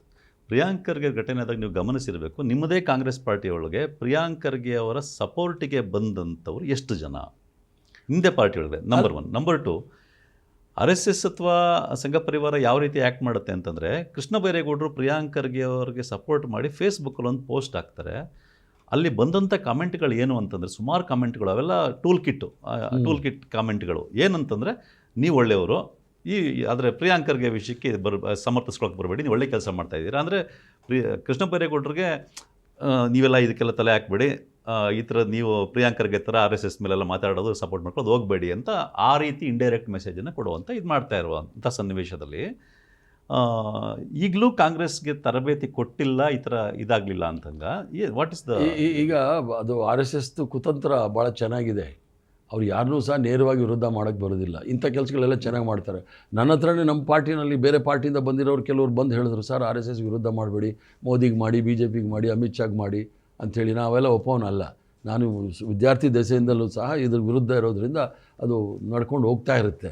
ಆದರೆ ಪ್ರಿಯಾಂಕಾ ಖರ್ಗೆ ಅವರು, ಯಾಕಂದರೆ ಅವ್ರಿಗೆ ಆಗಿರ್ತಕ್ಕಂಥ ನೋವು, ಯಾಕಂದರೆ ಆ ಸಮಾಜದಲ್ಲಿ ಹುಟ್ಟಿದ ಮೇಲೆ ಯಾವ ರೀತಿ ತುಳಿತಕ್ಕೆ ಒಳಗಡೆ ಆಗಿದ್ದಾರೆ ಮತ್ತು ಸಂವಿಧಾನದ ಮೇಲೆ ಆಗ್ತಕ್ಕಂಥ ಹಲ್ಲೆ ನಡೀತಾ ಇದೆ ಇಡೀ ದೇಶದಲ್ಲಿ, ಅದನ್ನು ನೋಡಿ ಅವರು ಯಂಗ್ಸ್ಟರು ಹೇಳಿದ್ದಾರೆ. ಆದರೆ ಅದು ವಿರುದ್ಧ ಇದ್ದಾರೆ ಅಂತ ಯಾರೂ ಇಲ್ಲ. ಅಂದರೆ ನಾನು ಕೂಡ ಸಮರ್ಥನೆ ಮಾಡಿದ್ದೀನಿ, ಬೆಂಬಲನೂ ಕೊಟ್ಟಿದ್ದೀನಿ, ಎಲ್ಲ ಮಾಡ್ತಾಯಿದ್ದೀವಿ. ಕೆಲವು ಮಂದಿ ಇದ್ದಾರೆ. ಅದು ನಾನು ಹೇಳಿದಾಗೆ ಯಾರೂ ಸಹ ಆ ರಿಸ್ಕ್ ತಗೊಳ್ಳೋಕ್ಕೆ ತಯಾರಿಲ್ಲ. ನಮ್ಗೆ ಯಾಕಪ್ಪ ಅಂಥೇಳಿ ಕೂತ್ಕೊಂಡಿದ್ದಾರೆ. ಯಾಕಂದರೆ ಇಂಗ್ಲೀಷಲ್ಲಿ ಗಾದೆ ಇದೆಯಲ್ಲ, ಪಕ್ಕದ ಮನೆಗೆ ಬೆಂಕಿ ಬಿದ್ದಿದೆ ಅಂತೇಳಿ ನಾವು ಸುಮ್ಮನೆ ಕೂತ್ರೆ ಅದು ನಿಮ್ಮ ಮನೆಗೆ ಬೀಳುತ್ತೆ ಅನ್ನೋದು ಒಂದು ಗಾದೆ ಇದೆ. ಆ ಥರ ಅಲ್ಲಿವರೆಗೂ ಕಾಯಬೇಕಾಗತ್ತೆ. ಇಲ್ಲ, ಬಟ್ ನೀವು ನಿಮ್ಮ ಲೇಖನದಲ್ಲಿ ಬರೀತೀರಾ, ಯುವಜನರು ಎಚ್ಚೆತ್ತುಕೊಳ್ಳಿಲ್ಲ ಅಂದರೆ ಭಾರತವನ್ನೇ ಆಪೋಷಣ ತಗೊಳುತ್ತೆ ಅಂತ. ನಿಜ. ಹಂಗೆ ಬರೆಯುವಂಥ ನೀವು ನಿಮ್ಮ ಪಾರ್ಟಿ ಒಳಗಡೆ ಆ ಅವೇರ್ನೆಸ್ನ ಕ್ರಿಯೇಟ್ ಮಾಡಿಲ್ಲ ಅಂತಂದರೆ, ಆ ರೀತಿ ನಡ್ಕೊಳ್ಳೋಂಗೆ ಇದು ಮಾಡಲಿಲ್ಲ ಅಂತಂದರೆ, ಆಗ ನೀವು ಹೇಳೋ ಮಾತಿಗೆ ಆಗಲಿ, ಹೊರಗಡೆ ಬಂದು ಕರೆ ಕೊಡೋದಕ್ಕಾಗಲಿ ನಿಜ ಅರ್ಥ ಬರಲ್ಲ. ಭಾಳಷ್ಟು ಜನ ನೀವು ಹೇಳಿದ್ನಲ್ಲ, ಚುನಾವಣೆ ಪ್ರಕ್ರಿಯೆಗೋಸ್ಕರ ಇರ್ತಕ್ಕಂಥವರೇ ನಾಯಕರು. ಚುನಾವಣೆ ಗೆಲ್ಲಬೇಕು, ಸೋಲ್ಬೇಕು. ಚುನಾವಣೆ ಗೆಲ್ಲದೇ ಇರೋನು ಅವನೇನೂ ಅಲ್ಲ ಅಂಥೇಳಿ ಮಟ್ಟಕ್ಕೆ ಇರ್ತಕ್ಕಂಥ ಸಂದರ್ಭದಲ್ಲಿ ಹೇಗಾದರೂ ಮಾಡಿ ಸರ್ಕಾರ ಇರಬೇಕು ಅಂತ. ನಾಳೆ ಸರ್ಕಾರ ಇರುತ್ತೆ ಹೋಗುತ್ತೆ ಬೇರೆ ಪ್ರಶ್ನೆ. ನಾಳೆ ಇವರು ಸಂವಿಧಾನದ ವಿರುದ್ಧ ಇರೋರು ಸಂವಿಧಾನ ತೆಗೆದರೆ ಚುನಾವಣೆಯೂ ಇಲ್ಲ, ಸರ್ಕಾರನೂ ಇಲ್ಲ, ಪ್ರಜಾಪ್ರಭುತ್ವನೂ ಇಲ್ಲ. ಅವಾಗೇನು ಮಾಡ್ತಾರಂತೆ? ಇದನ್ನು ಸ್ವಲ್ಪ ನಾವು ಅವೇರ್ನೆಸ್ ಕ್ರಿಯೇಟ್ ಮಾಡಬೇಕಂದ್ರೆ, ರಾಹುಲ್ ಗಾಂಧಿ ಅವರು ಹೇಳಿದ ನಿಜ. ಕಾಂಗ್ರೆಸ್ ಪಕ್ಷದಲ್ಲೂ ಕೂಡ ಸ್ಲೀಪರ್ ಸೆಲ್ಗಳಿದೆ ಅಂಥೇಳಿ. ಅದೇನು ಹೊಸದೇನಲ್ಲ, ಮೊದಲು ಇದೆ, ಈಗಲೂ ಇದೆ, ಮುಂದೇನೂ ಇರುತ್ತೆ. ಅದನ್ನು ದೃಢವಾಗಿ ಎದುರಿಸ್ಕೊಂಡು ಹೋಗಬೇಕಾಗತ್ತೆ. ಮತ್ತು ಇನ್ನೊಂದು ಮುಖ್ಯ ವಿಷಯ ನಿಮ್ಮನ್ನು ಕೇಳಬೇಕಾಗಿರ್ತಕ್ಕಂಥದ್ದು, ಈಗ ಪ್ರಿಯಾಂಕ್ ಖರ್ಗೆ ಅವರ ಘಟನೆ ಏನಾಯಿತು, ಅವರು ಹೇಳಿದ್ದು RSSನ ಚಟುವಟಿಕೆಗಳನ್ನ ಸರ್ಕಾರಿ ಜಾಗಗಳಲ್ಲಿ ನಿಷೇಧಿಸಬೇಕು ಅಂತ ಅವ್ರು ಪತ್ರ ಬರೆದಿದ್ದು. ಆದರೆ ನಮ್ಮ ಹಲವಾರು ಮೀಡಿಯಾಗಳು, ಮೆಜಾರಿಟಿ ಮೀಡಿಯಾಗಳು ಏನು ಮಾಡೋದು, ಪ್ರಿಯಾಂಕ್ ಖರ್ಗೆ RSSನೇ ಬ್ಯಾನ್ ಮಾಡಿ ಅಂತ ಹೇಳಿದ್ದಾರೆ ಅಂತ ಈ ಥರ ಇದು ಮಾಡಿದ್ವು. ಅಂದರೆ ಯಾವುದೇ ವಿಷಯ ತಗೊಳ್ಳಿ, ಅದು ಗ್ಯಾರಂಟಿ ವಿಷಯ ಆಗಿರ್ಬೋದು, ಕರ್ನಾಟಕಕ್ಕಾಗಿರೋ ತೆರಿಗೆ ಅನ್ಯಾಯದ ವಿಷಯ ಆಗಿರ್ಬೋದು, ಈ ರೀತಿ ಅದರಲ್ಲೂ ಈ ರೀತಿ RSS ವಿಷಯ ಬಂದ್ರಂತೂ ಇನ್ನೂ ದೊಡ್ಡ ಮಟ್ಟದಲ್ಲಿ ಮೀಡಿಯಾಗಳು ನಿಮ್ಮ ವಿರುದ್ಧ, ಅಂದರೆ ನಿಮ್ಮ ಕಾಂಗ್ರೆಸ್ ಪಕ್ಷದ ವಿರುದ್ಧ, ಕಾಂಗ್ರೆಸ್ ಸರ್ಕಾರದ ವಿರುದ್ಧ ಒಂದು ಪ್ರೊಪಗ್ಯಾಂಡಾ ರೀತಿಯೇ, ಒಂದು ಕ್ಯಾಂಪೇನ್ ರೀತಿ ಮಾಡ್ತಾ ಇದ್ದೇವೆ. ನೀವು ನೀವೇ ಹೇಳಿದ್ರಿ ಅಧಿಕಾರಕ್ಕೋಸ್ಕರ ಅದಕ್ಕೆ ಗಮನ ಕೊಟ್ಕೊಂಡು ಇದನ್ನು ಮಾಡಿಲ್ಲ ಅಂತ. ಈಗ ಅಧಿಕಾರದಲ್ಲಿ ಇರಬೇಕು ಅಂತನಾದರೂ ಅನ್ನೋಕ್ಕಾದ್ರೂ ಸರಿಯಾಗಿರೋ ವಿಷಯಗಳಲ್ಲಾದರೂ ನೀವು ಮೀಡಿಯಾ ಇದನ್ನು ಸರಿಯಾಗಿ ಗಮನಿಸ್ಕೋಬೇಕಲ್ಲ. ಈಗ ಮೀಡಿಯಾದಲ್ಲಿ ಬಹುತೇಕ ಮೀಡಿಯಾಗಳು, ಎಲ್ಲ ಮೀಡಿಯಾ ಅಂತ ಹೇಳೋದಿಲ್ಲ, ಬಹುತೇಕ ಮೀಡಿಯಾಗಳು ಭಾರತೀಯ ಜನತಾ ಪಾರ್ಟಿ RSS ಕೃಪಾಪೋಷಿತ ಮೀಡಿಯಾಗಳೇ ಇರ್ತಕ್ಕಂಥದ್ದು. ಈಗ ತಾವೇ ಹೇಳಿದ್ರಿ, ಅವರು ಸೆಲೆಕ್ಟಿವ್ ಇರ್ತಾರೆ. ಒಬ್ಬ ದುರ್ಬಲ ವರ್ಗದವನಿದ್ದರೆ ಎಲ್ಲರೂ ಬೀಳ್ತಾರೆ. ಈಗ ಕೃಷ್ಣ ಬೈರೇಗೌಡನಿಗೆ ಯಾಕೆ ಹೋಗಿ ಆ ಥರ ಹೇಳಿದ್ರು, ನೀವು ಭಾಳ ಒಳ್ಳೆಯವರು ಅಂಥೇಳಿ, ಒಂದು ಪ್ರಬಲ ಜಾತಿಗೆ ಸೇರಿದ್ದವರು ಅಂಥೇಳಿ. ಪ್ರಬಲ ಜಾತಿಯವ್ರಿಗೆ ಇವ್ರು ಯಾರು ವಿರುದ್ಧ ಮಾಡೋದು, ದುರ್ಬಲ ವರ್ಗದವ್ರನ್ನ ಎಷ್ಟು ತುಳಿಬೇಕು ಅಷ್ಟು ಪ್ರಯತ್ನವನ್ನು RSS ಅವರು ಮೊದಲಿಂದನೂ ಮಾಡ್ತಾ ಇದ್ದಾರೆ. ಕುಟಿಲ ತಂತ್ರಗಳಿದೆ ಅವರಲ್ಲಿ. ಆದ್ದರಿಂದ ಇವೆಲ್ಲ ಮಾಡ್ಕೊಂಡು ಹೋಗ್ತಾ ಇರ್ತಾರೆ. ನಿಧಾನವಾಗಿ ಜನ, ಯಾಕಂದರೆ ಈಗ ಎಲೆಕ್ಟ್ರಾನಿಕ್ ಮೀಡಿಯಾ ಏಜ್ ಇದು, ನಿಧಾನವಾಗಿ ಜನ ತಿಳ್ಕೊಳ್ತಾರೆ. ಅಲ್ಲಿವರೆಗೂ ಭಾಳಷ್ಟು ಡ್ಯಾಮೇಜು ಈ ದೇಶಕ್ಕಾಗುತ್ತೆ. ನೀವು ಬಹುತ್ವ ಭಾರತದ ಬಗ್ಗೆ ಮಾತಾಡಿದ್ರಿ. ಅದಕ್ಕೆ ಸಂಬಂಧಪಟ್ಟಂಗೆ ಕಡೆಯ ಪ್ರಶ್ನೆ ಕೇಳೋದಾದರೆ, ಈಗ ಕರ್ನಾಟಕ ರಾಜ್ಯದಲ್ಲಿ ಸಾಮಾಜಿಕ ಶೈಕ್ಷಣಿಕ ಸಮೀಕ್ಷೆ ನಡೀತಾ ಇದೆ. ಸಾಮಾಜಿಕ ಶೈಕ್ಷಣಿಕ ಸಮೀಕ್ಷೆ ನಡೆಯುವಂಥದ್ದು ನಿಜಕ್ಕೂ ಈ ಸಮಾಜದಲ್ಲಿ ಇರತಕ್ಕಂಥ ಎಲ್ಲ ಸಮುದಾಯಗಳಿಗೆ, ಯಾವ ಸಮುದಾಯಗಳು ಯಾವ ಮಟ್ಟದಲ್ಲಿವೆ ಅದನ್ನು ಗಮನಿಸಿ ಅದಕ್ಕೆ ತಕ್ಕ ಯೋಜನೆ ರೂಪಿಸಿ ಅಸಮಾನತೆಯನ್ನು ಕಡಿಮೆ ಮಾಡಲಿಕ್ಕೆ, ಅದರಿಂದ ಬಹುತ್ವ ಭಾರತವನ್ನು ಉಳಿಸ್ಕೊಳ್ಳೋಕ್ಕೆ ಒಂದು ದೊಡ್ಡ ಹೆಜ್ಜೆ ಅದು. ರಾಹುಲ್ ಗಾಂಧಿಯವರು ಅದನ್ನು ತುಂಬ ದೊಡ್ಡ ಮಟ್ಟದಲ್ಲಿ ಪ್ರತಿಪಾದಿಸ್ತಾ ಇದ್ದಾರೆ. ಅವರು ಮಾತಾಡಿದ್ದವ್ರನ್ನೆಲ್ಲ ಅರ್ಬನ್ ನಕ್ಸಲ್ಸ್ ಅಂತ ಹೇಳಿದ ಮೋದಿಯವರು ಕಡೆಗೆ ಅವರೇ ಜಾತಿ ಗಣತಿ ಮಾಡ್ತೀವಿ ಅಂತ ಹೇಳಿದ್ದಾರೆ. ಆದರೆ ಅವ್ರು ಜಾತಿ ಗಣತಿ ಮಾಡ್ತೀವಿ ಅಂತ ಹೇಳಿದ್ದಾರೆ ಅವರೇನೆ. ಇಲ್ಲಿ ಸಾಮಾಜಿಕ ಸಮೀಕ್ಷೆ ಶುರುವಾದಾಗ ತೇಜಸ್ವಿ ಸೂರ್ಯ ಹೇಳ್ತಾರೆ ಬಹಿಷ್ಕರಿಸಿ ಅಂತ ಓಪನಾಗಿ ಕಾಲ್ ಕೊಡ್ತಾರೆ. ಪ್ರಹ್ಲಾದ್ ಜೋಶಿ ನಾನು ಇನ್ಫಾರ್ಮೇಷನ್ ಕೊಡಲ್ಲ ಅಂತಾರೆ. ನಾರಾಯಣ ಮೂರ್ತಿ, ಸುಧಾಮೂರ್ತಿ ಅಂತವರು ಇದು ಸರ್ಕಾರಕ್ಕೇನು ಉಪಯೋಗ ಇಲ್ಲ ಅಂತ ಸ್ಟೇಟ್ಮೆಂಟ್ ಕೊಡ್ತಾರೆ. ಅದಕ್ಕೆ ಪೂರಕವಾಗಿ ಅಶೋಕ್ ಅವ್ರು ಮಾತಾಡ್ತಾ ಅವ್ರು ವಿರೋಧ ಪಕ್ಷದ ನಾಯಕರೇ ಅಲ್ವೇನೋ ಲೆವೆಲ್ಗೆ ಅವ್ರು OTP ಬರುತ್ತೆ, OTP ಯಾರು ಕದ್ಬಿಟ್ರೆ ಅಂತ ಸಿಲ್ಲಿಯಾಗಿ ಮಾತಾಡ್ತಾರೆ. ಇದಾಗ್ತಿರುವಾಗ ಈ ಸಾಮಾಜಿಕ ಶೈಕ್ಷಣಿಕ ಸಮೀಕ್ಷೆಯ ಮಹತ್ವವನ್ನು ತಿಳಿಸ್ಬೇಕಾಗಿದ್ದು, ಜನರಿಗೆ ಇನ್ನೂ ಹೆಚ್ಚು ಪಬ್ಲಿಸೈಸ್ ಮಾಡಬೇಕಾಗಿದ್ದು ಸರ್ಕಾರದ ಕರ್ತವ್ಯ. ಆ ಮಟ್ಟದಲ್ಲಿ ಮಾಡಿಲ್ಲ ಅಂತ ನಮ್ಮ ಸರ್ಕಾರ ಇಷ್ಟೊಂದು ದೊಡ್ಡ ಗಂಭೀರವಾದ ವಿಷಯ ಒಳ್ಳೆ ಕೆಲಸ ಮಾಡ್ತಾಯಿದೆ. ಆದರೆ ಇದನ್ನು ಯಾವ ಮಟ್ಟಕ್ಕೆ ಮಾಡಬೇಕಾಗಿತ್ತೋ, ಪಬ್ಲಿಸಿಟಿ ಆಗಿರ್ಬೋದು, ಇನ್ನೊಂದಾಗಿರ್ಬೋದು, ಮಾಡಿಲ್ಲ. ಈಗ ಸಾಮಾಜಿಕ ಶೈಕ್ಷಣಿಕ ರಾಜಕೀಯ ಆರ್ಥಿಕ ಸಮೀಕ್ಷೆ ಹಿಂದುಳಿದ ವರ್ಗದ ಆಯೋಗದ ಮೂಲಕ ಮಾಡಬೇಕು ಅಂತಕ್ಕಂಥದ್ದು 1992ನೇ ಇಸ್ವಿ Supreme Court judgment, Indira Sawhney versus Union Government of India. ಆಗ ಭಾಳ ಸ್ಪಷ್ಟವಾಗಿ ಆ ಮಂಡಲ್ ಕಮಿಷನ್ ರಿಪೋರ್ಟ್ ವಿಚಾರದಲ್ಲಿ ಭಾಳ ಸ್ಪಷ್ಟವಾಗಿ ಸುಪ್ರೀಂ ಕೋರ್ಟು ಒಂದು ತೀರ್ಪನ್ನು ಕೊಡುತ್ತೆ. ಕೇಂದ್ರ ಸರ್ಕಾರದಲ್ಲಿ ಶಾಶ್ವತ ಹಿಂದುಳಿದ ವರ್ಗದ ಆಯೋಗ ಇರಬೇಕು, ಎಲ್ಲ ರಾಜ್ಯಗಳಲ್ಲೂ ಶಾಶ್ವತ ಹಿಂದುಳಿದ ಆಯೋಗಗಳಿರಬೇಕು.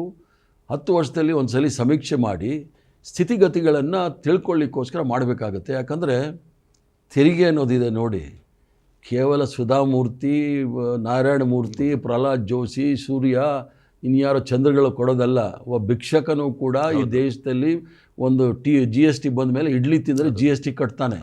ಈ ಹಣ ಲೋಕ ಕಲ್ಯಾಣ, ರಾಜ್ಯ ಕಲ್ಯಾಣ, ಸಮಾಜ ಕಲ್ಯಾಣಕ್ಕೆ ಖರ್ಚಾಗಬೇಕಂದ್ರೆ ಅವ್ರು ಯಾವ್ಯಾವ ಕಾರ್ಯಕ್ರಮಗಳನ್ನು ಹಮ್ಮಿಕೊಳ್ಬೇಕು ಜನಸಾಮಾನ್ಯರಿಗೆ. ಅವ್ರೇನು ಪಾಕಿಸ್ತಾನದವ್ರಿಗೆ ಮಾಡೋದಿಲ್ಲ. ಮುಸ್ಲಿಮ್ಸ್ ಕೊಟ್ಟರೆ ನೀವು ತುಷ್ಟೀಕರಣ ಮಾಡ್ತಾಯಿದ್ದೀರಾ, OBCಗಳಿಗೆ ಕೊಟ್ಟರೆ ನೀವು ವೋಟ್ ಬ್ಯಾಂಕ್ ಮಾಡ್ತಾಯಿದ್ದೀರಾ. ಇವೆಲ್ಲ ಹೇಳ್ಕೊಳ್ಳೋರು ಇವ್ರು ಮಾತ್ರ ಬದುಕಬೇಕು ಅಂತ ಇವರ ಮನಸ್ಥಿತಿ. ತೆರಿಗೆ ಹಣ ಸರಿ ಸಮಾನವಾಗಿ, ಕೆಲವರು ಹೇಳ್ತಾರೆ ತೆರಿಗೆ ಹಣ ಎಲ್ರಿಗೂ ಹಂಚ್ಬೇಕಾ, ನಾವೇ ತಿನ್ನಬೇಕು ಅಂತ. ಯಾಕಂದರೆ ಕೋಸಿ ಕಂಫರ್ಟ್ಸ್ ಇದೆ ನೋಡಿ. ಇಷ್ಟು ದಿವಸ ಎಂಜಾಯ್ ಮಾಡಿ 3000 ವರ್ಷ ಇವ್ರಿಗೆ ವಿದ್ಯೆಯಲ್ಲಿ ಇವ್ರಿಗೆ ಮೀಸಲಾತಿ ಇತ್ತು. ಈಗ ಪ್ರಜಾಪ್ರಭುತ್ವದಲ್ಲಿ ಮಹಾತ್ಮ ಗಾಂಧಿಯವರ ಆಶಯ ಏನಿತ್ತು ಅಂದರೆ, ಸಮಾಜದ ಕಟ್ಟಕಡೆಯ ವ್ಯಕ್ತಿ, ಕಟ್ಟಕಡೆಯ ಪಂಕ್ತಿಯಲ್ಲಿ ಕೂತಿರ್ತಕ್ಕಂಥ ವ್ಯಕ್ತಿಗೂ ಕೂಡ ಅವನು ಕಣ್ಣೋರಿಸ್ತಕ್ಕಂಥ ಕೆಲಸ ಈ ಸಂವಿಧಾನದ ಆಶಯ ಅಂತೇಳಿ ಮಹಾತ್ಮ ಗಾಂಧಿಯವರು ಹೇಳ್ತಾರೆ. ಅಂಬೇಡ್ಕರ್ ಅವರು ಸಹ ಅದೇ ಹೇಳ್ತಾರೆ. ಎಲ್ರಿಗೂ ಸಹ ಸರಿ ಸಮಾನವಾಗಿ ಅವರ ಅಭಿವೃದ್ಧಿಗೋಸ್ಕರ ಸಹಾಯ ಆಗಬೇಕು ಅಂತೇಳಿ. ಸರ್ಕಾರನ ನೀವು ಆಯ್ಕೆ ಮಾಡೋದು ಯಾಕೆ? ಅಡ್ಡಪಲ್ಲಕ್ಕಿ ಎತ್ಕೊಂಡು ಹೋಗೋಕ್ಕಾ? ಸರ್ಕಾರನ ನೀವು ಜನಸಾಮಾನ್ಯರ ಪ್ರಜಾಪ್ರಭುತ್ವದಲ್ಲಿ ನೀವು ಆಯ್ಕೆ ಮಾಡಿರ್ತಕ್ಕಂಥದ್ದು ಎಲ್ಲರಿಗೂ ಸಹ ಸಮಾಜ ಕಲ್ಯಾಣದ ಮೂಲಕ ಅವರ ಅಭಿವೃದ್ಧಿಗಾಗಿ ಕಾರ್ಯಕ್ರಮ, ಶಿಕ್ಷಣ, ಆರೋಗ್ಯ, ಉದ್ಯೋಗ, ಇದಕ್ಕೇನು ಮಾಡಬೇಕು ಅಂತೇಳಿ ಯೋಚನೆ ಮಾಡಬೇಕಂದ್ರೆ ಅದಕ್ಕೆ ಹಣ ವಿನಿಯೋಗ ಆಗಬೇಕಲ್ಲ.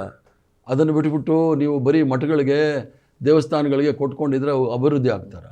ಆದ್ದರಿಂದ ಶೈಕ್ಷಣಿಕವಾಗಿ ಮತ್ತು ಸಾಮಾಜಿಕವಾಗಿ ಹಿಂದುಳಿದ ವರ್ಗದವ್ರ ಸ್ಥಿತಿಗತಿಗಳನ್ನ ತಿಳ್ಕೊಂಡು ಅವ್ರಿಗೆ ಕಾರ್ಯಕ್ರಮ ಮಾಡಲಿಕ್ಕೋಸ್ಕರ ಈ ಸಮೀಕ್ಷೆ ಮಾಡ್ತಾ ಇರೋದು. ಅದರ ವಿರುದ್ಧ ಮಾಡ್ತಕ್ಕಂಥ ಯಾರೇ ನೀವು ಹೆಸರುಗಳು ಹೇಳಿದ್ರಿ, ಅವರು ಸಂವಿಧಾನದ ಅಡಿಯಲ್ಲಿ ನಾನು ಸುಧಾಮೂರ್ತಿಯವರು ಒಬ್ಬ ನಾಗರಿಕರಾಗಿದ್ದರೆ ಹೇಳ್ತಾರಲ್ಲ, ಅವ್ರು ರಾಜ್ಯಸಭಾ ಸದಸ್ಯರು, ಹೌದು. ಪ್ರಮಾಣ ವಚನ ಸಂವಿಧಾನದ ಅಡಿಯಲ್ಲಿ ಪ್ರಮಾಣ ವಚನ ಸ್ವೀಕಾರ ಮಾಡಿದ್ದಾರೆ. ನೀವು ಅವರು ಸಮೀಕ್ಷೆಯವ್ರು ಬಂದಾಗ ಅದರಲ್ಲಿ ಬರ್ಕೊಡ್ಬೋದಿತ್ತು. ಅದರಲ್ಲಿ ಸಮೀಕ್ಷೆ ನಾನು ಮಾಡಿಸಿದ್ದೆ, ಅದರಲ್ಲಿ ಏನೂ ಇಲ್ಲ. ಆದರೆ ನೀವು ನಿಮ್ಮ ಸ್ಥಿತಿಗತಿಗಳು ಗೊತ್ತಾಗ್ಬಿಡುತ್ತಲ್ಲ ಅಂಥೇಳಿ ಅದಕ್ಕೆ ನೀವು ತಪ್ಪಿಸ್ಕೊಳ್ತಾ ಇದ್ದೀರಾ. ನಿಮ್ಗೆ EWS ಕೊಟ್ಟಿದ್ದೀವಲ್ಲ, ಈಗಾಗಲೇ BJPಯವರು EWS ಕೊಟ್ಟಿದ್ದಾರೆ. ಅದು ಯುನಾನಿಮಸ್ ಆಗಿ ಪಾರ್ಲಿಮೆಂಟಲ್ಲಿ ಒಂದು ವಾರದಲ್ಲಿ ಆಗೋಯ್ತು. ಅದರ ಬಗ್ಗೆ ಏನು ಚರ್ಚೆ, ಬೇಸಿಕಲಿ ಸಂವಿಧಾನ ವಿರೋಧಿನೇ, ಸಂವಿಧಾನ ವಿರೋಧಿ. ಅದನ್ನು ಅವರೇ ಹೇಳ್ತಾರೆ ತಿರ್ಗಾ, ಈ ಸುಪ್ರೀಂ ಕೋರ್ಟ್ದು 50% ಮೇಲೆ ಹೋಗಂಗಿಲ್ಲ ಅಂತ. ಇದಕ್ಕೆ ಯಾರು ವಿರೋಧ ಯಾಕೆ ಮಾಡಲಿಲ್ಲ? ಆದ್ದರಿಂದ ಅವರ ಹಿತಾಸಕ್ತಿಗಳನ್ನ ಪಟ್ಟಭದ್ರ ಹಿತಾಸಕ್ತಿಗಳಿದೆ ಅವ್ರದ್ದು. ಆದ್ದರಿಂದ ಅವರ ಹಿತಾಸಕ್ತಿಗಳನ್ನ ಕಾಪಾಡೋಕ್ಕೆ ಇಂಥ ಹೇಳಿಕೆಗಳು ಕೊಡ್ತಾರೆ. ಇದು ಸಂವಿಧಾನದ ವಿರೋಧಿ ಹೇಳಿಕೆಗಳು. ಇನ್ನೊಂದು ನಿಜಕ್ಕೂ ಕಡೆ ಪ್ರಶ್ನೆ, ನೀವು ಅನೇಕ ಬಾರಿ ಮಾತಾಡ್ತಾ ಹೇಳ್ತಾ ಇರ್ತೀರಾ, ಕರ್ನಾಟಕದ ಉದಾಹರಣೆಯನ್ನು ಕೊಟ್ಟು ಮಾತಾಡಿದ್ದೀರಾ. ಉದಾಹರಣೆಗೆ ನಿಮ್ಮ ದಕ್ಷಿಣ ಕನ್ನಡದ ಉದಾಹರಣೆನೇ ಕೊಟ್ಟಿದ್ದೀರಾ. ಅಲ್ಲಿ RSSನ ಕಾಲಾಳುಗಳಾಗಿ ಬಳಕೆ ಆಗ್ತಾ ಇರ್ತಕ್ಕಂಥವರು OBC ಸಮುದಾಯಗಳು ಅಂತ. OBC ಸಮುದಾಯಗಳು ಹೆಚ್ಚು ಮಟ್ಟಿಗೆ ಆ ಕಡೆ ನಿಧಾನಕ್ಕೆ ಆ ಕೋಮು ದ್ವೇಷದ ಕಡೆಗೆ RSSನ ಕಾಲಾಳುಗಳಿಗೆ ಹೋಗ್ತಾ ಇದ್ದಾರೆ. ನಿಮ್ಮ ಸರ್ಕಾರದಲ್ಲಿ ಅಥವಾ ನಿಮ್ಮ ಐಡಿಯಾಲಜಿ ಒಳಗಡೆ ಈ OBC ಸಮುದಾಯದ ಹುಡುಗರನ್ನು ನಿಜವಾದ ಸಂವಿಧಾನದ ಎಡೆಗೆ ಆ ದಾರಿಯಿಂದ ಈ ಕಡೆಗೆ ಕರ್ಕೊಂಬರಲಿಕ್ಕೆ ಏನಾದರೂ ಒಂದು ಕಾರ್ಯಸೂಚಿ ಹಾಕ್ಕೊಂಡಿದ್ದೀರಾ? ನೋಡಿ, ಭಾರತೀಯ ಜನತಾ ಪಾರ್ಟಿ RSS ಅವರು ಎಷ್ಟು ಕೋಮು ಗಲಭೆಗಳಾಗಿದೆಯಲ್ಲ, ನೀವು ಯಾವುದೇ ಪೊಲೀಸ್ ಸ್ಟೇಷನಲ್ಲಿ ರೆಕಾರ್ಡ್ ತೆಗೆದು ನೋಡಿ, ಎಲ್ಲ ದಲಿತರು, ಹಿಂದುಳಿದ ವರ್ಗದವರೇ ಇದ್ದಾರೆ, ಯಾರು ಮೇಲ್ಜಾತಿಯವರು ಇಲ್ಲ. ಅದರಲ್ಲಿ ಪ್ರಹ್ಲಾದ್ ಜೋಶಿ ಮಕ್ಕಳೇನಾದರೂ ಬಂದಿದ್ದಾರಾ? ಅವ್ರು ಸ್ಕೂಟ್ರಲ್ಲಿ ಓಡಾಡ್ತಾರೋ ಜಾಗದಿಂದ ನನಗೆ ಗೊತ್ತು. ಇವತ್ತೇನು ಸ್ಥಿತಿನಲ್ಲಿದ್ದಾರೆ? ಆ ಥರ ಎಲ್ಲೂ ಸಹ ಮೇಲ್ಜಾತಿಯವರು ಅಥವಾ ಈ ಲೀಡರ್ಗಳ ಮಕ್ಕಳು ಯಾರೂ ಜೈಲಿಗೆ ಹೋಗಿಲ್ಲ. ಎಲ್ಲ ಬಡವರು, ಅವ್ರನ್ನ ಜೀವನ ಹಾಳು ಮಾಡ್ತಾರೆ. ಯಾಕಂದರೆ ಅವ್ರು ಪುನಃ ಉದ್ಯೋಗ ಕೇಳಬಾರ್ದು, ಸಮಾನತೆ ಕೇಳಬಾರ್ದು, ಸಮಾನತೆ ವಿರುದ್ಧ ಇರ್ತಕ್ಕಂಥವ್ರು. ಇವ್ರನ್ನೆಲ್ಲ ಹಿಂದೂ ಮುಸ್ಲಿಂ ಅಂತ ಮಾಡಿ ಜಗಳ ಮಾಡಿಸಿ ಜೈಲಿಗೆ ಹಾಕಿ ಕೋರ್ಟ್ಗೆ ಒಂದು 15 ವರ್ಷ ಓಡಾಡಿದ್ರೆ ಅವ್ರದ್ದು ಜೀವನ ಅಲ್ಲಿ ಮುಗೀತು, ಅವ್ರ ತಂದೆ ತಾಯಿ ಜೀವನನೂ ಮುಗೀತು. ಆದ್ದರಿಂದ ಬದುಕನ್ನು ಕಟ್ಕೊಳ್ಳಿಕ್ಕೆ ಇವರು ಯಾವುದೇ ಸಹ ಕಾರ್ಯಕ್ರಮಗಳು ಕೊಡೋದಿಲ್ಲ ಭಾರತೀಯ ಜನತಾ ಪಾರ್ಟಿಯವರು. ಕಾಂಗ್ರೆಸ್ ಪಕ್ಷ ಮುಂದಿನ ದಿನಗಳಲ್ಲಿ ಯುವಕರಿಗೆ ಉದ್ಯೋಗ ಅವಕಾಶಗಳನ್ನು ಕಲ್ಪಿಸ್ತಕ್ಕಂಥ ಕೆಲಸವನ್ನು ಮಾಡಬೇಕಾಗುತ್ತೆ. ಸರ್, ಈ ಒಂದು ಈದಿನ.comನ ಚರ್ಚೆಯಲ್ಲಿ ಭಾಗವಹಿಸಿ RSS ಸಂಬಂಧಪಟ್ಟ ಹಾಗೆಯಿಂದ ಹಿಡಿದು ಸಾಮಾಜಿಕ ಸಮೀಕ್ಷೆ ಸಂಬಂಧಪಟ್ಟ ಹಾಗೆ ಅನೇಕ ವಿಷಯಗಳನ್ನ ನೀವು ಮಾತಾಡಿದ್ದೀರಿ, ನೇರವಾಗಿ ಮಾತಾಡಿದ್ದೀರಿ. ಇನ್ನು ಮುಂದೆ ಕೂಡ ನಾವು ನಿಮ್ಮ ಜೊತೆ ಚರ್ಚೆನ ಮುಂದುವರಿಸ್ತೀವಿ. ಸ್ನೇಹಿತರೆ, BK ಹರಿಪ್ರಸಾದ್ ಅವ್ರ ಜೊತೆ ಮುಂದೆ ಕೂಡ ಚರ್ಚೆಗಳು ಮುಂದುವರಿತವೆ. ಅದರಲ್ಲೂ ಮುಖ್ಯವಾಗಿ ಸ್ವಾತಂತ್ರ್ಯ ಹೋರಾಟದ ಚರಿತ್ರೆ ಇದೆಯಲ್ಲ, ಅದರ ಬಗ್ಗೆ BK ಹರಿಪ್ರಸಾದ್ ಅವರು ಆಳವಾಗಿ ಅಧ್ಯಯನ ಮಾಡಿದ್ದಾರೆ. ಅದನ್ನು ನಾವೆಲ್ಲರಿಗೂ ತಿಳಿಸುವಂಥ ಅಗತ್ಯ ಇದೆ. ಅದ್ರ ಬಗ್ಗೆ ಕೂಡ ಮುಂದೆ ಚರ್ಚೆಗಳು ಮುಂದುವರಿತವೆ. ಈ ಒಂದು ಚರ್ಚೆಯಲ್ಲಿ ಭಾಗವಹಿಸಿ ಇವಿಷ್ಟು ವಿಷಯಗಳನ್ನ ಮಾತಾಡಿದ್ದಕ್ಕೆ, ನೇರವಾಗಿ ತಿಳಿಸ್ಕೊಟ್ಟಿದ್ದಕ್ಕೆ ನಿಮಗೆ ಥ್ಯಾಂಕ್ ಯು ಸರ್. ಮತ್ತಷ್ಟು ವಿಶೇಷ ವಿಡಿಯೋಗಳನ್ನು ನೋಡಲು ಮತ್ತು ಹೊಸ ವಿಡಿಯೋಗಳ ಬಗ್ಗೆ ತಿಳಿಯಲು ಈದಿನ.com ಯೂಟ್ಯೂಬ್ ಚಾನೆಲ್ ಸಬ್ಸ್ಕ್ರೈಬ್ ಮಾಡಿ ಮತ್ತು ಬೆಲ್ ಐಕಾನ್ ಕ್ಲಿಕ್ ಮಾಡಿ.